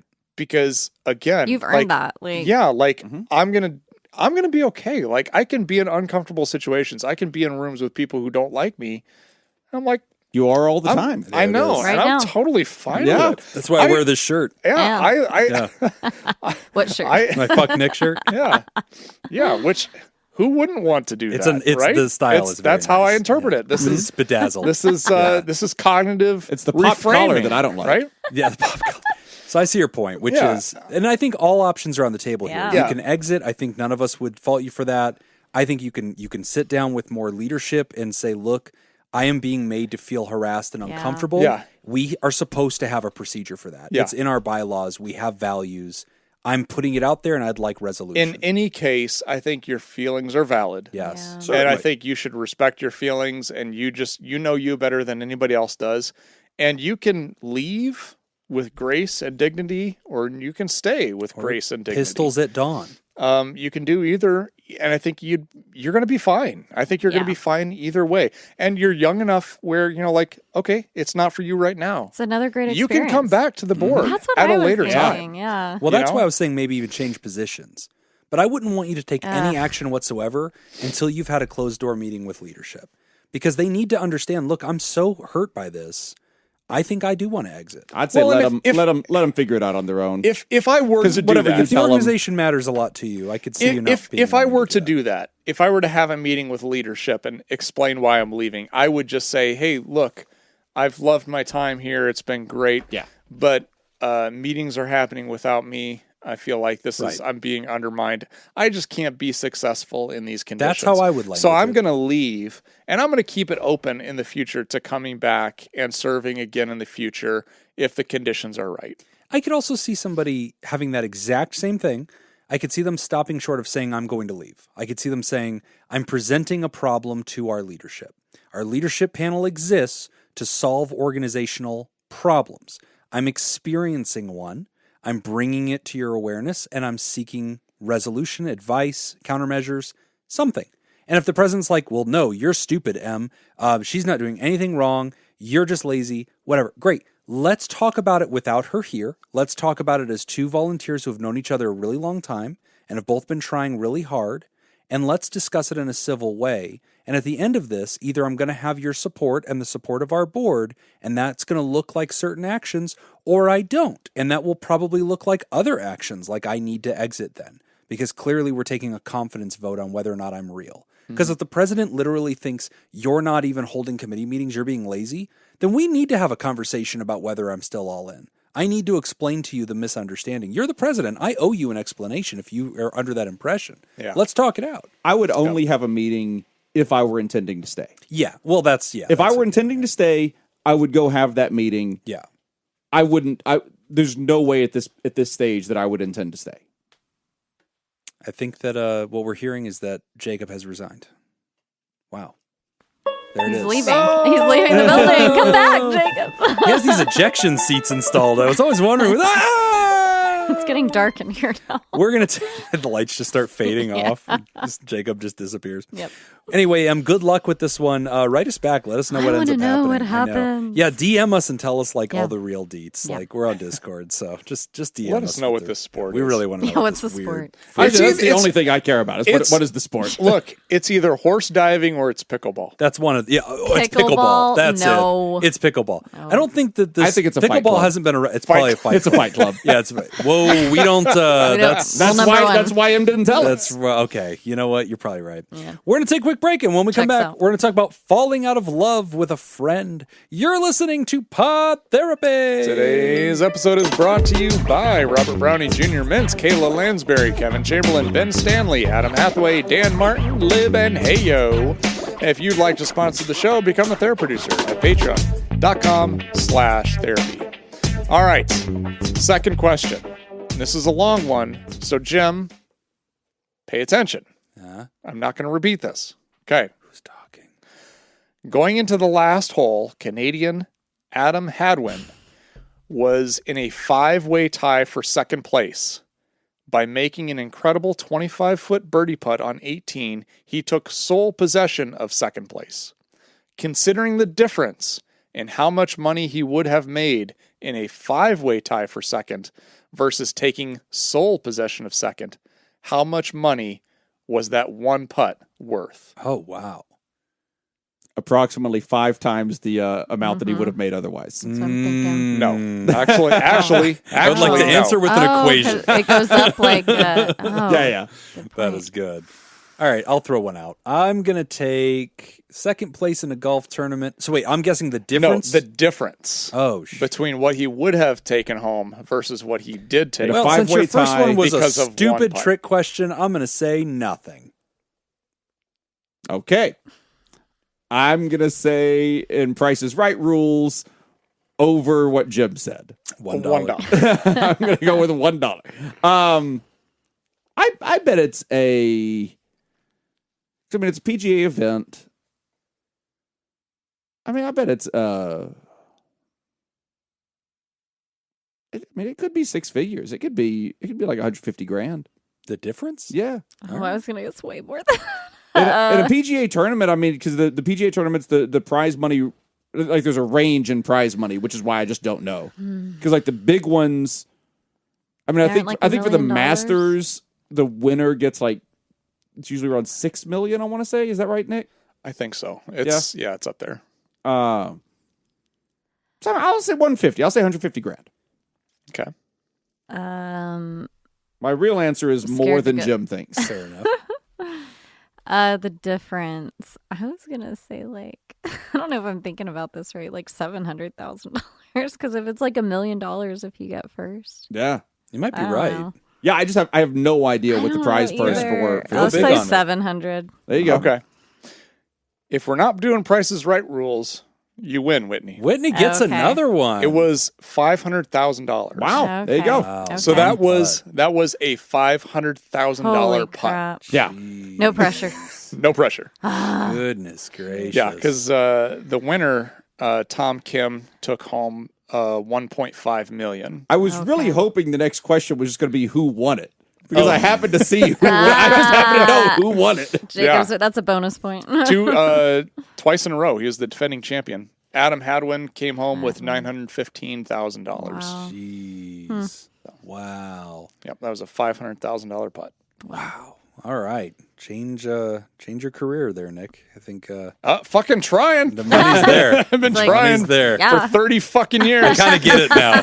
Because, I mean, 30 years is a lot of investment, but, I mean, if, one day you're pulling in half Okay. a mil, that's kind of worth it. Side story. Yes. So we get prize money in my tournament or my league. Okay. How many million? Yeah. Rounded to the nearest million. Yeah, rounded to the nearest Around to the million. nearest million, one. a million. So the prize money, I was looking at the money winners or the leading points throughout the season thus far.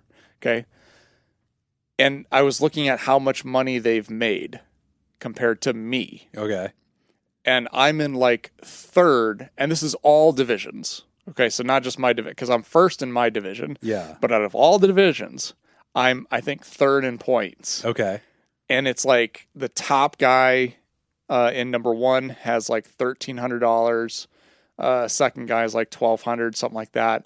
And then it's me, With a coupon to Subway. $400. Nice. And then below me, like $1,000, $900. Oh, wow. $1,000, $1,200, Wait, what? $800. Yeah, it is fucked up. You have to go all the way down to 13th To find before somebody you as find poor as somebody you? who's made less money than I have That's on the tour this year. Wow. And Weird. you just placed exactly wrong on everything Yes. to make money. Because here's the thing. So there's 3 majors throughout the year. I won one of them. Yeah. Okay. But for whatever fucking reason, I still don't understand.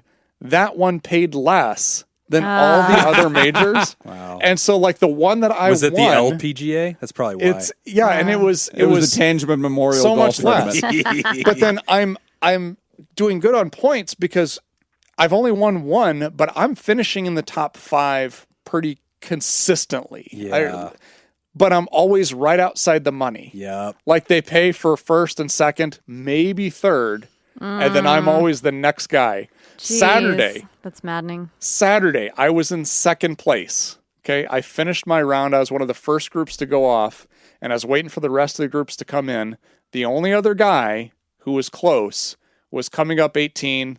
I saw him make his par putt. I'm like, okay, well, that's fine.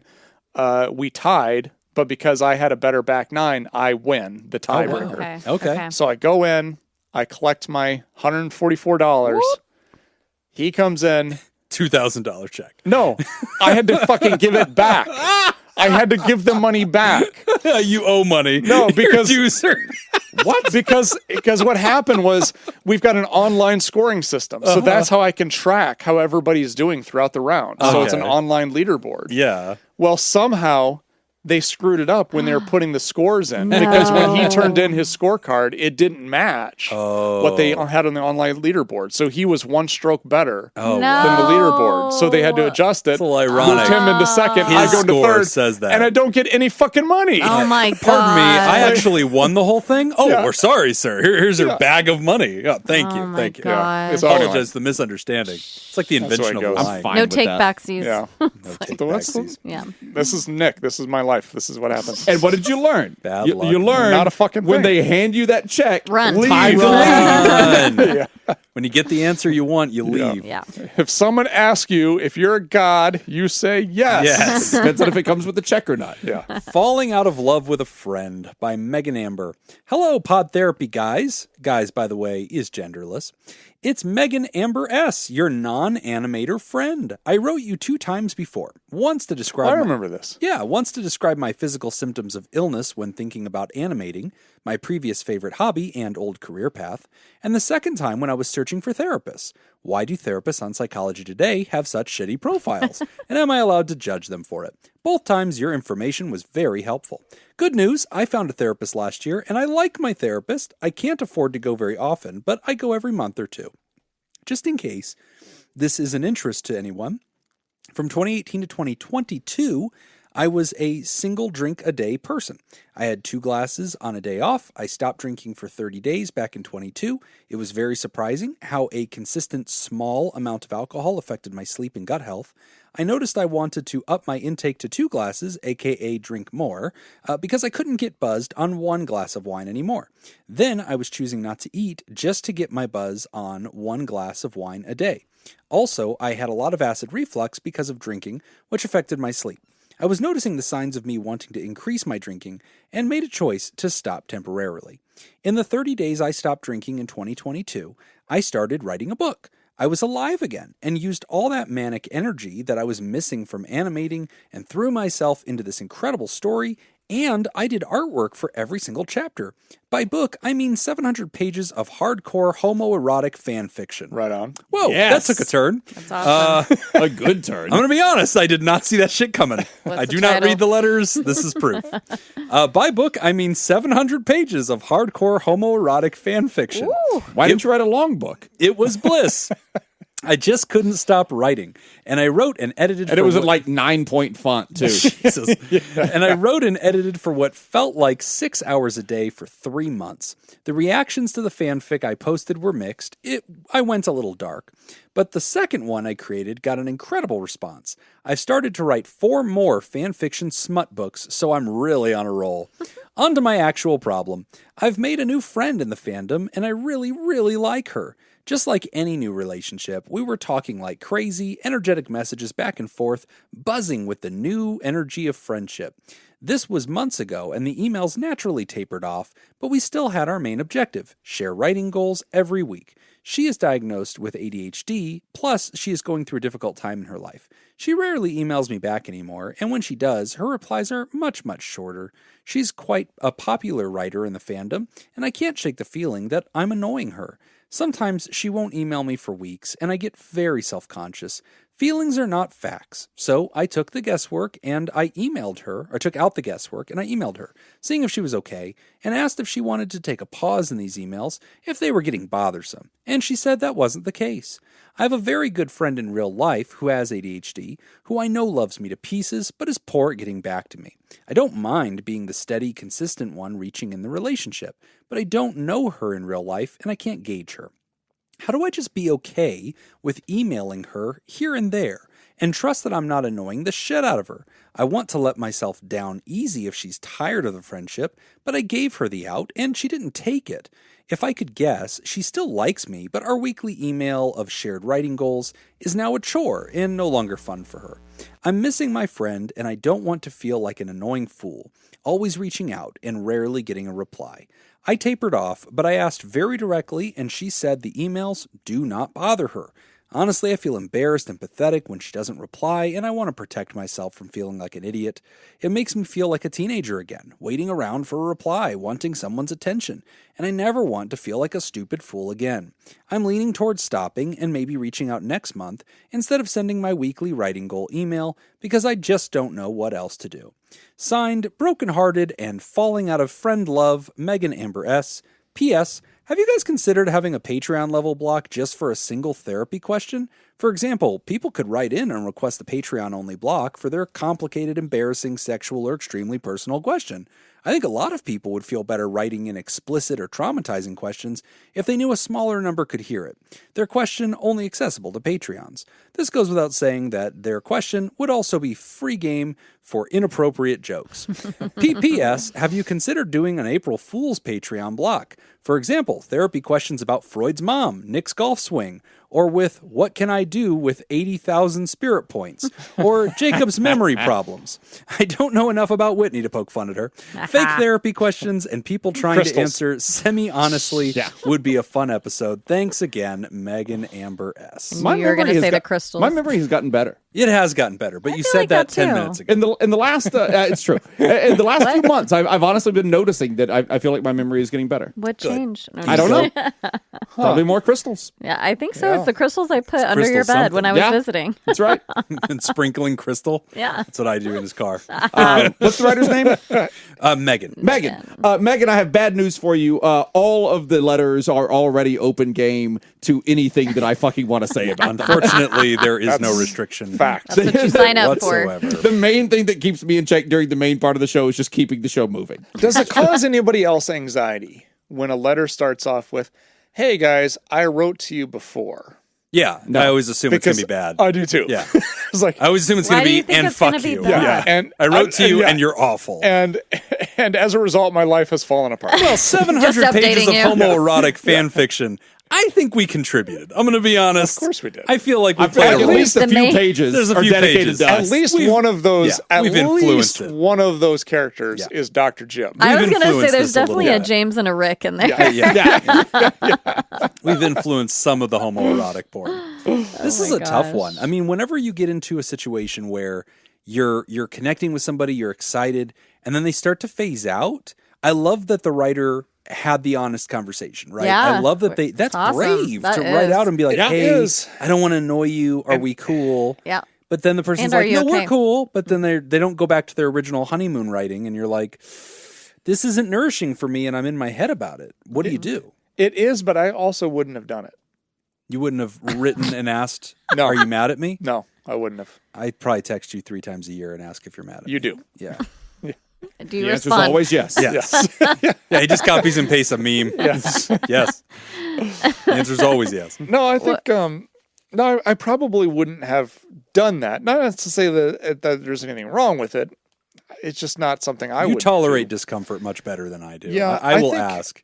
What I would probably do in this situation is I look at the effort somebody's putting into the relationship and I match it. Okay.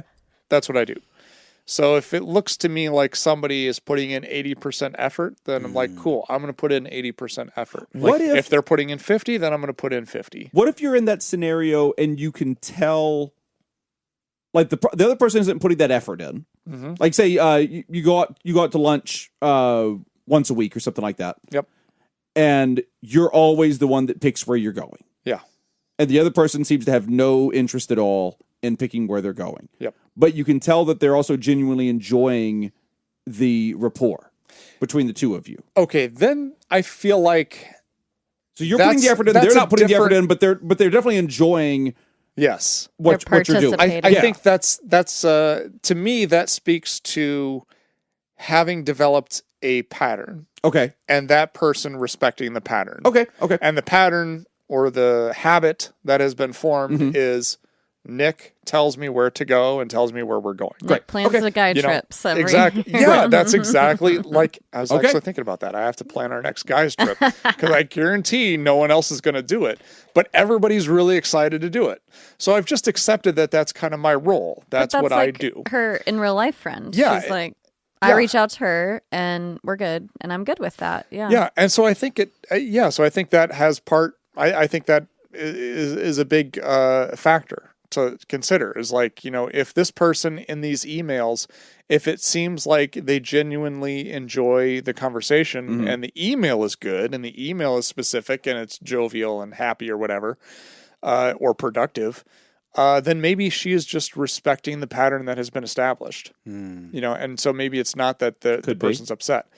I think you gave them the out, and I think that I think there's an assumption there that they still have that out. Yeah. So I think that part of your concern, I think you can probably lay to rest. Yeah. You have given them the out. They now forever, in my mind, they forever have that out where they can just send you an email or speak to you or whatever, however you communicate, and say, hey, this email is getting a little monotonous for me. It's a little less homoerotic than I want it to be. Yeah. There are fewer pages and less the butt art stuff. is weak. So, Nick, I think I can change this question to a way that you can even better relate to it. Okay. More I than the have one homoerotic too, but I want to hear what Jim nature. comes up with for This Nick. is so. The way I read this, I think the writer's situation would be similar to you finding another person, guy or girl, that you enjoy training with at the gym, and you're collaboratively working together to improve each other's workouts. So you're spotting each other, you're agreeing to show up and motivate each other, there's an accountability. And in the beginning, the relationship's off to the races. You're both loving this, you're talking all the time, trading ideas. It's great. But now the other person seems to be dragging their feet, not invested. You're carrying the relationship now. And you're the one being like, hey man, 5 a.m. And they're like, oh yeah. Oh, did you not want to, can you not make it? No, I'll be there. And then you get there and you're like, hey bro, let's go. And he's like, yeah, okay. I might have to leave. Okay. You know what I'm saying? So like the other person is a flat tire now. And I can see where that pressure comes onto you of like, okay, hey man, I don't want you to feel pressure to keep doing this if it's not a good fit for you. Oh no, Nick, this is fine. Let's keep doing it. And like part of you thinking, okay, but I'm not getting what I signed up for. So this person has gone from being an asset to a liability. Something to that effect. I mean, yeah. they were at one point benefiting me. Right. And now it's we were strengthening each other's art. exactly. And now you're not. Now I'm You're phoning feeling it in like and I'm I have trying. to drag you Yeah. to do these things.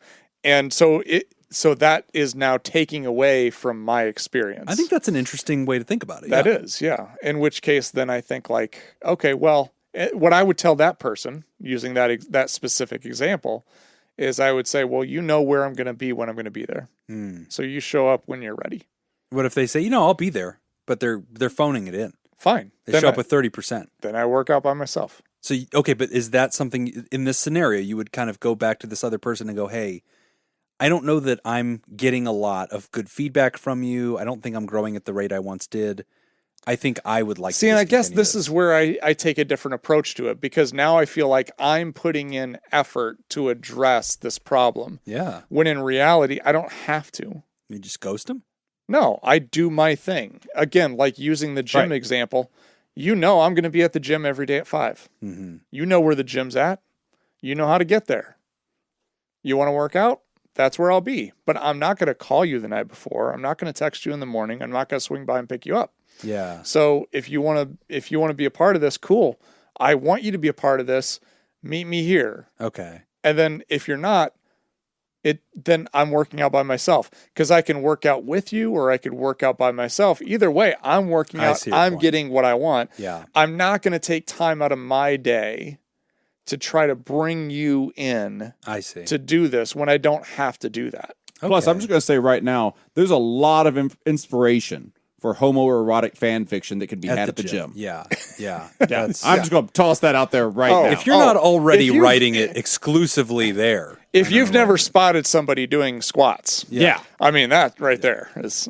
I Why mean, it goes. Yeah. Is there anything sexier than a Nordic track? I'm just going to No. throw that out there The right answer now. is no. The correct answer is absolutely What was, no. remember that gazelle I'm thing? telling you. No, remember no, the no. gazelle? Yeah, Like no, the I'm ski telling you. Yes. Spotting somebody The dude with the ponytail? doing the back squats is It's the most intimate act it's in the world. two-man luge of the gym. Right. Whitney, Nick's had too many beers. Take over, please. It is. He's It's getting the dark. two-man luge of the gym. He's going really far. I have to cut him off. I was thinking my example was going to be for Nick, since we're all like giving examples to Nick. No. Okay, go. Drunk Nick is Ready? fine. It's Just keep fine. throwing shit at him. He just keeps Why do you swinging. keep Now- saying I'm drunk? I'm Yeah, not you're the drunk. one over I'm here not- talking about It's guys' 5 asses. beers. It's the slurring. Yeah, oh, that's what it is. I was going to say more like golf, but it's like you're golfing with someone every week and they're like Oh, a there you go. semi-pro golfer where you like have kind of this level of respect for them, and maybe they're a little bit better than you, and you go and you enjoy it and they're showing up, but then they're like, hey, I'm not going to make it this week. And then Right. you're like, okay. And then, but can I send you my golf swing? Can Right. you like Give critique me my golf notes. swing? Yeah. All right. And then so you send it. Then the next week it's like they do the same thing and they're like, but still send me your golf swing. You're like, okay. So you do that. And then it's like, yeah, am I just bothering No, you? yeah. And then you're like, well, I kind of want to be around them. I want to get like the feedback. something from Yeah. them, like the feedback. And like, what do you do then? Which I think you probably would still do the same thing, like just gauge that and give back whatever they're giving I you. think his kind answer of. is he'd watch them squat. I don't know why, but He'd take him to the gym. No, that is actually a really good analogy. And Mine was good, I've too. been in that exact Really situation. disagree. I've been in that exact situation because I had a coach who had this basically an app. It was kind of an interface thing where I could actually, I could record a video of myself. I could send it to him. He could send something back, kind of critique it or whatever. Yeah. And when I was doing, lessons with him on a regular basis, at one point he even asked me, he's like, hey, you haven't sent me anything through the app. Do you know how to use it and everything? So, and I didn't want to bother him with it. Yeah. Like that was the thing. Like I didn't want to bother him with it. But he asked. So I was like, Yeah. oh yeah, okay. So then I did a couple times. And then one time the response that I got from it, and this is probably me reading into it more than anything else, but it was just kind of like his response, and partially it was my fault because when you take a video of a golf swing, the camera has to be at a certain spot. That's fair. Otherwise, if the camera's at a different angle, then You're it's not like, seeing the right. yeah, I was parts like, of well, the I swing. can't really give you any feedback on this because the camera's not in the right spot. So I don't know. I can't see where you're aiming and all this stuff. It's kind of Interestingly, it's the same spot that you're in when you're I knew spotting this was somebody gonna- at a squat. yes. It's in the squat spot. Very homoerotic. I feel like you guys don't understand. Can we demonstrate real quick? Let's just stand Yeah, up. yeah. Let's just go Let's ahead. do it. That's- I'm not putting my pants back on. No, yeah, no. no. This is again a simulation of what it looks like to work out. Ass simulation. There it is. So, Ryder, this is a tough one. I mean, I definitely feel you on this. It's not an easy one to navigate. But I agree with all these points that, you know what, if you're not getting what you want from a mutual relationship, it's okay for you to voice that too. And that's part of the agreement. Now, I can appreciate Well, that there are is it- situations where there's a power differential. Is it a one-way relationship? It's meant to be That's- mutual. I know, They're but writing that's partners. exactly. Yeah. But that's kind of what I'm starting to feel. Is I think this is what the become writer's one saying way. is it's starting to become one way. Yeah. So the point I was making there is like, if it's become that, I think you're allowed to voice that because so far you voiced it from the angle of you seem to be flat tiring. Do you want out? And they said, no, I'm great. And if it continues, I think that the next conversation, which is going to be harder to do, a little bit more uncomfortable, is can we revisit what we both need help on? Can we almost like Evaluate. retreatment planning? Yeah. Yeah. Like, can we revisit kind of what each of us needs and kind of check in on each other and kind of see what we want to work on and how I can give you better feedback and kind of share with you what I probably need at this stage of my writing. I think that's a fair way to reevaluate it too. Mm-hmm. And I can also still see a third situation where you look at it and say, look, I'm not getting what I want from this person. They're not going to go way out of their way to give to me. There's a power differential, but I value this connection to some extent. And I've heard celebrities talk about that. I've heard Brian Brushwood talk about how he had a long-term pen pal relationship with Penn, from Penn and Teller. Like, I'm sure if Penn didn't write him an inspiring essay, he wasn't going to write him and be like, hey man, I really need more from you. Like, no, thank you. You wrote to me. This is awesome that we still have a relationship. I'll take scraps. It's cool. And it's really meaningful. And you use that to your benefit. So if there is a power differential, I think you can agree to yourself, I choose to settle for whatever they offer because I really value this connection as it is. It also could be that maybe just once a week is too frequent. Could be that. Yeah. Because like using the example, because I'm not a writer, so I can't use that, but let's stick with our golf But a example. homoerotic model.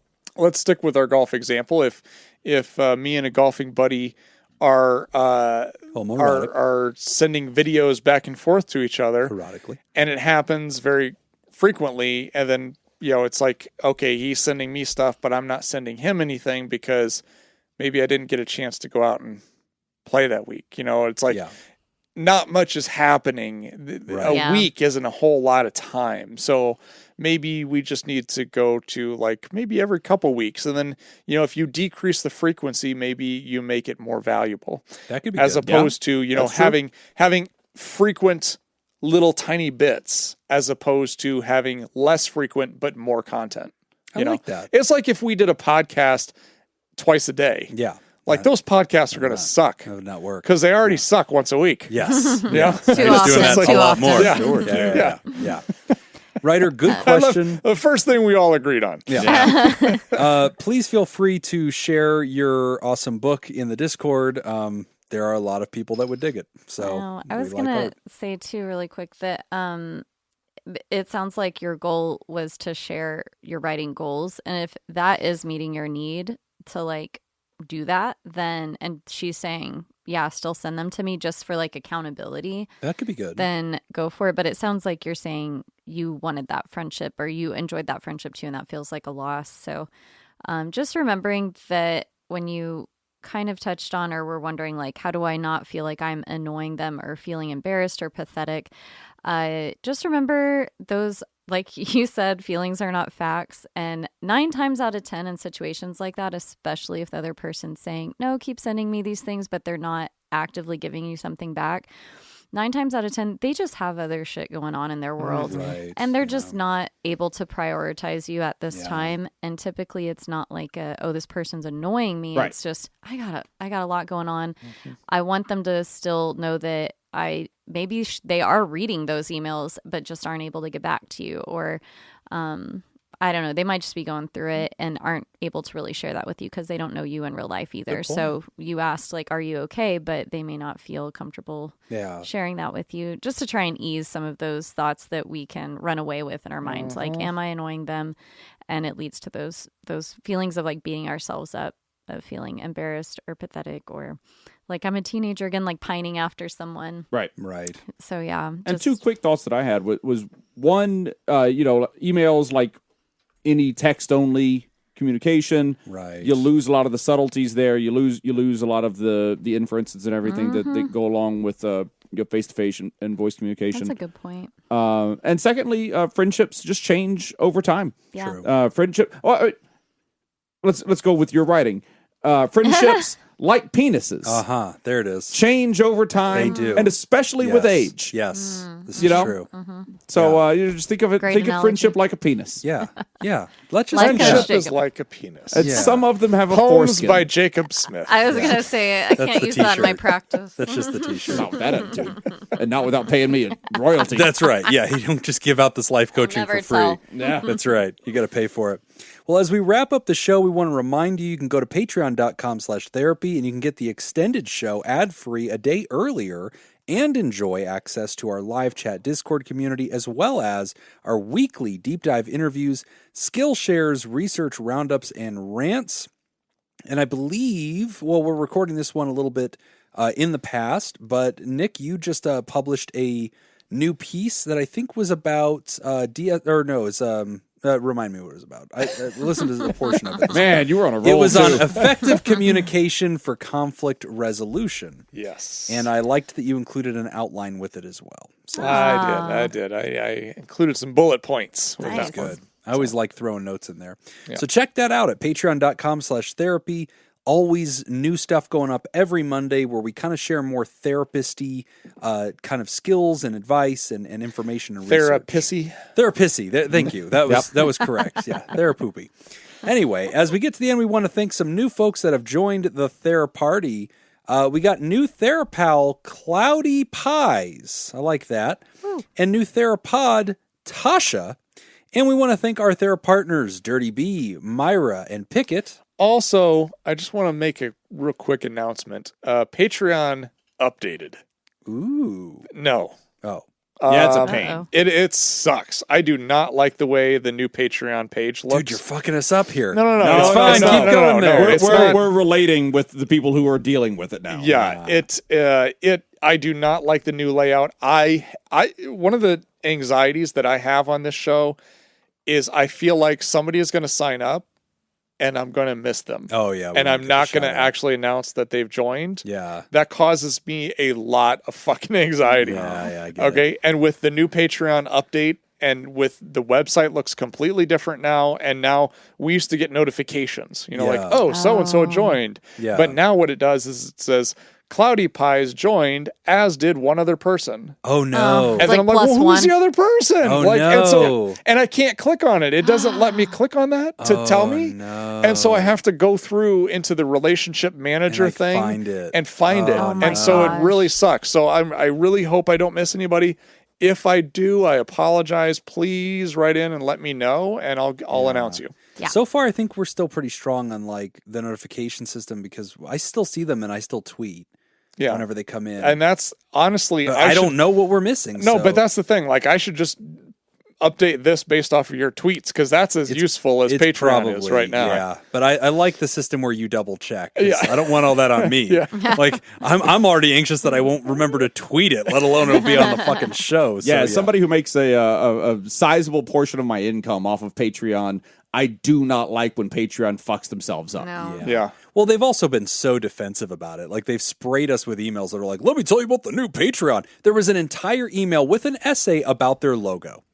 And like just trying to show you the evolution of how they got to this really weird P. That's all it is. Anyway, still you should go there. and give us Asparagus. money. I'd like to, I was Yeah. going to say, I I'd was like like, to tell you pee. about how I got to my really weird pee. And we want to thank But our my bosses. doctor and I are the still trying to Saccharine figure it out. 16, the mysterious and shrouded Illuminati members of the fan I've got club. the weird genetic the thing where my pee producers. doesn't smell when I eat asparagus. Thank you, Jake Schneider, Prove it. Robert Brownie Jr., Min Smitty Scoop, Benton, Judy Schneider, Kayla Lensberry, Mrs. and Mr. Hot Dog Scoop. Here, smell Malia Leon Kasab, Mason Miller, Richard Macy. you know what? He's right. Carolyn Howard, Kevin Chamberlain, Tess Miller, Sammy Scoop, Ben Stanley Slap in your face. This is pleasant. Sarah Smith, Adam You smell Lavender. nothing, Jacob. Byler Nothing. T, University Jeff, Mike Helm, Paris, Samantha Cohn, Darren Cunningham, Lib, Team Monaco, Thunder Cougar, Falcon Scoop, Matt and Lisa Tangeman, Heyo, Oscar Swanrose, A Sunny Boy, Slipper Kaye, motherfucker, Sandra McWaffle, Dan Martin, and Hannah Marie. And if you'd like to hear this episode uncut and unedited And why wouldn't you? and enjoy our spontaneous side projects, go to patreon.com/therapy. And thank you for supporting mental health. That's all the time we got for this week's session. Want to thank our landlords, Matt Mattingly's Ice Cream Social Podcast,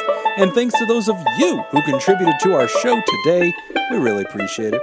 Remember, Pod Therapy isn't something to keep all to yourself. Share it with the world. Tag us on the socials when you do. It's at PodTherapyGuys on Instagram and Twitter /PodTherapy on Facebook. Don't forget about all the extra goodies at patreon.com/therapy. Do you want to submit a question to the show? Ask anonymously at podtherapy.net or email us at podtherapyguys@gmail.com. I'm Nick Tangeman. I'm Whitney. I'm Jim. Thanks, and we'll see you for your appointment next week. Yar, you salty bisexual wench. Yar. All right, Jim. There she blows. Jim and Whitney, there is a third trivia question today. Oh, right. sweet. Who won? Who won the Shriners Open? Oh, shit. Kim Long.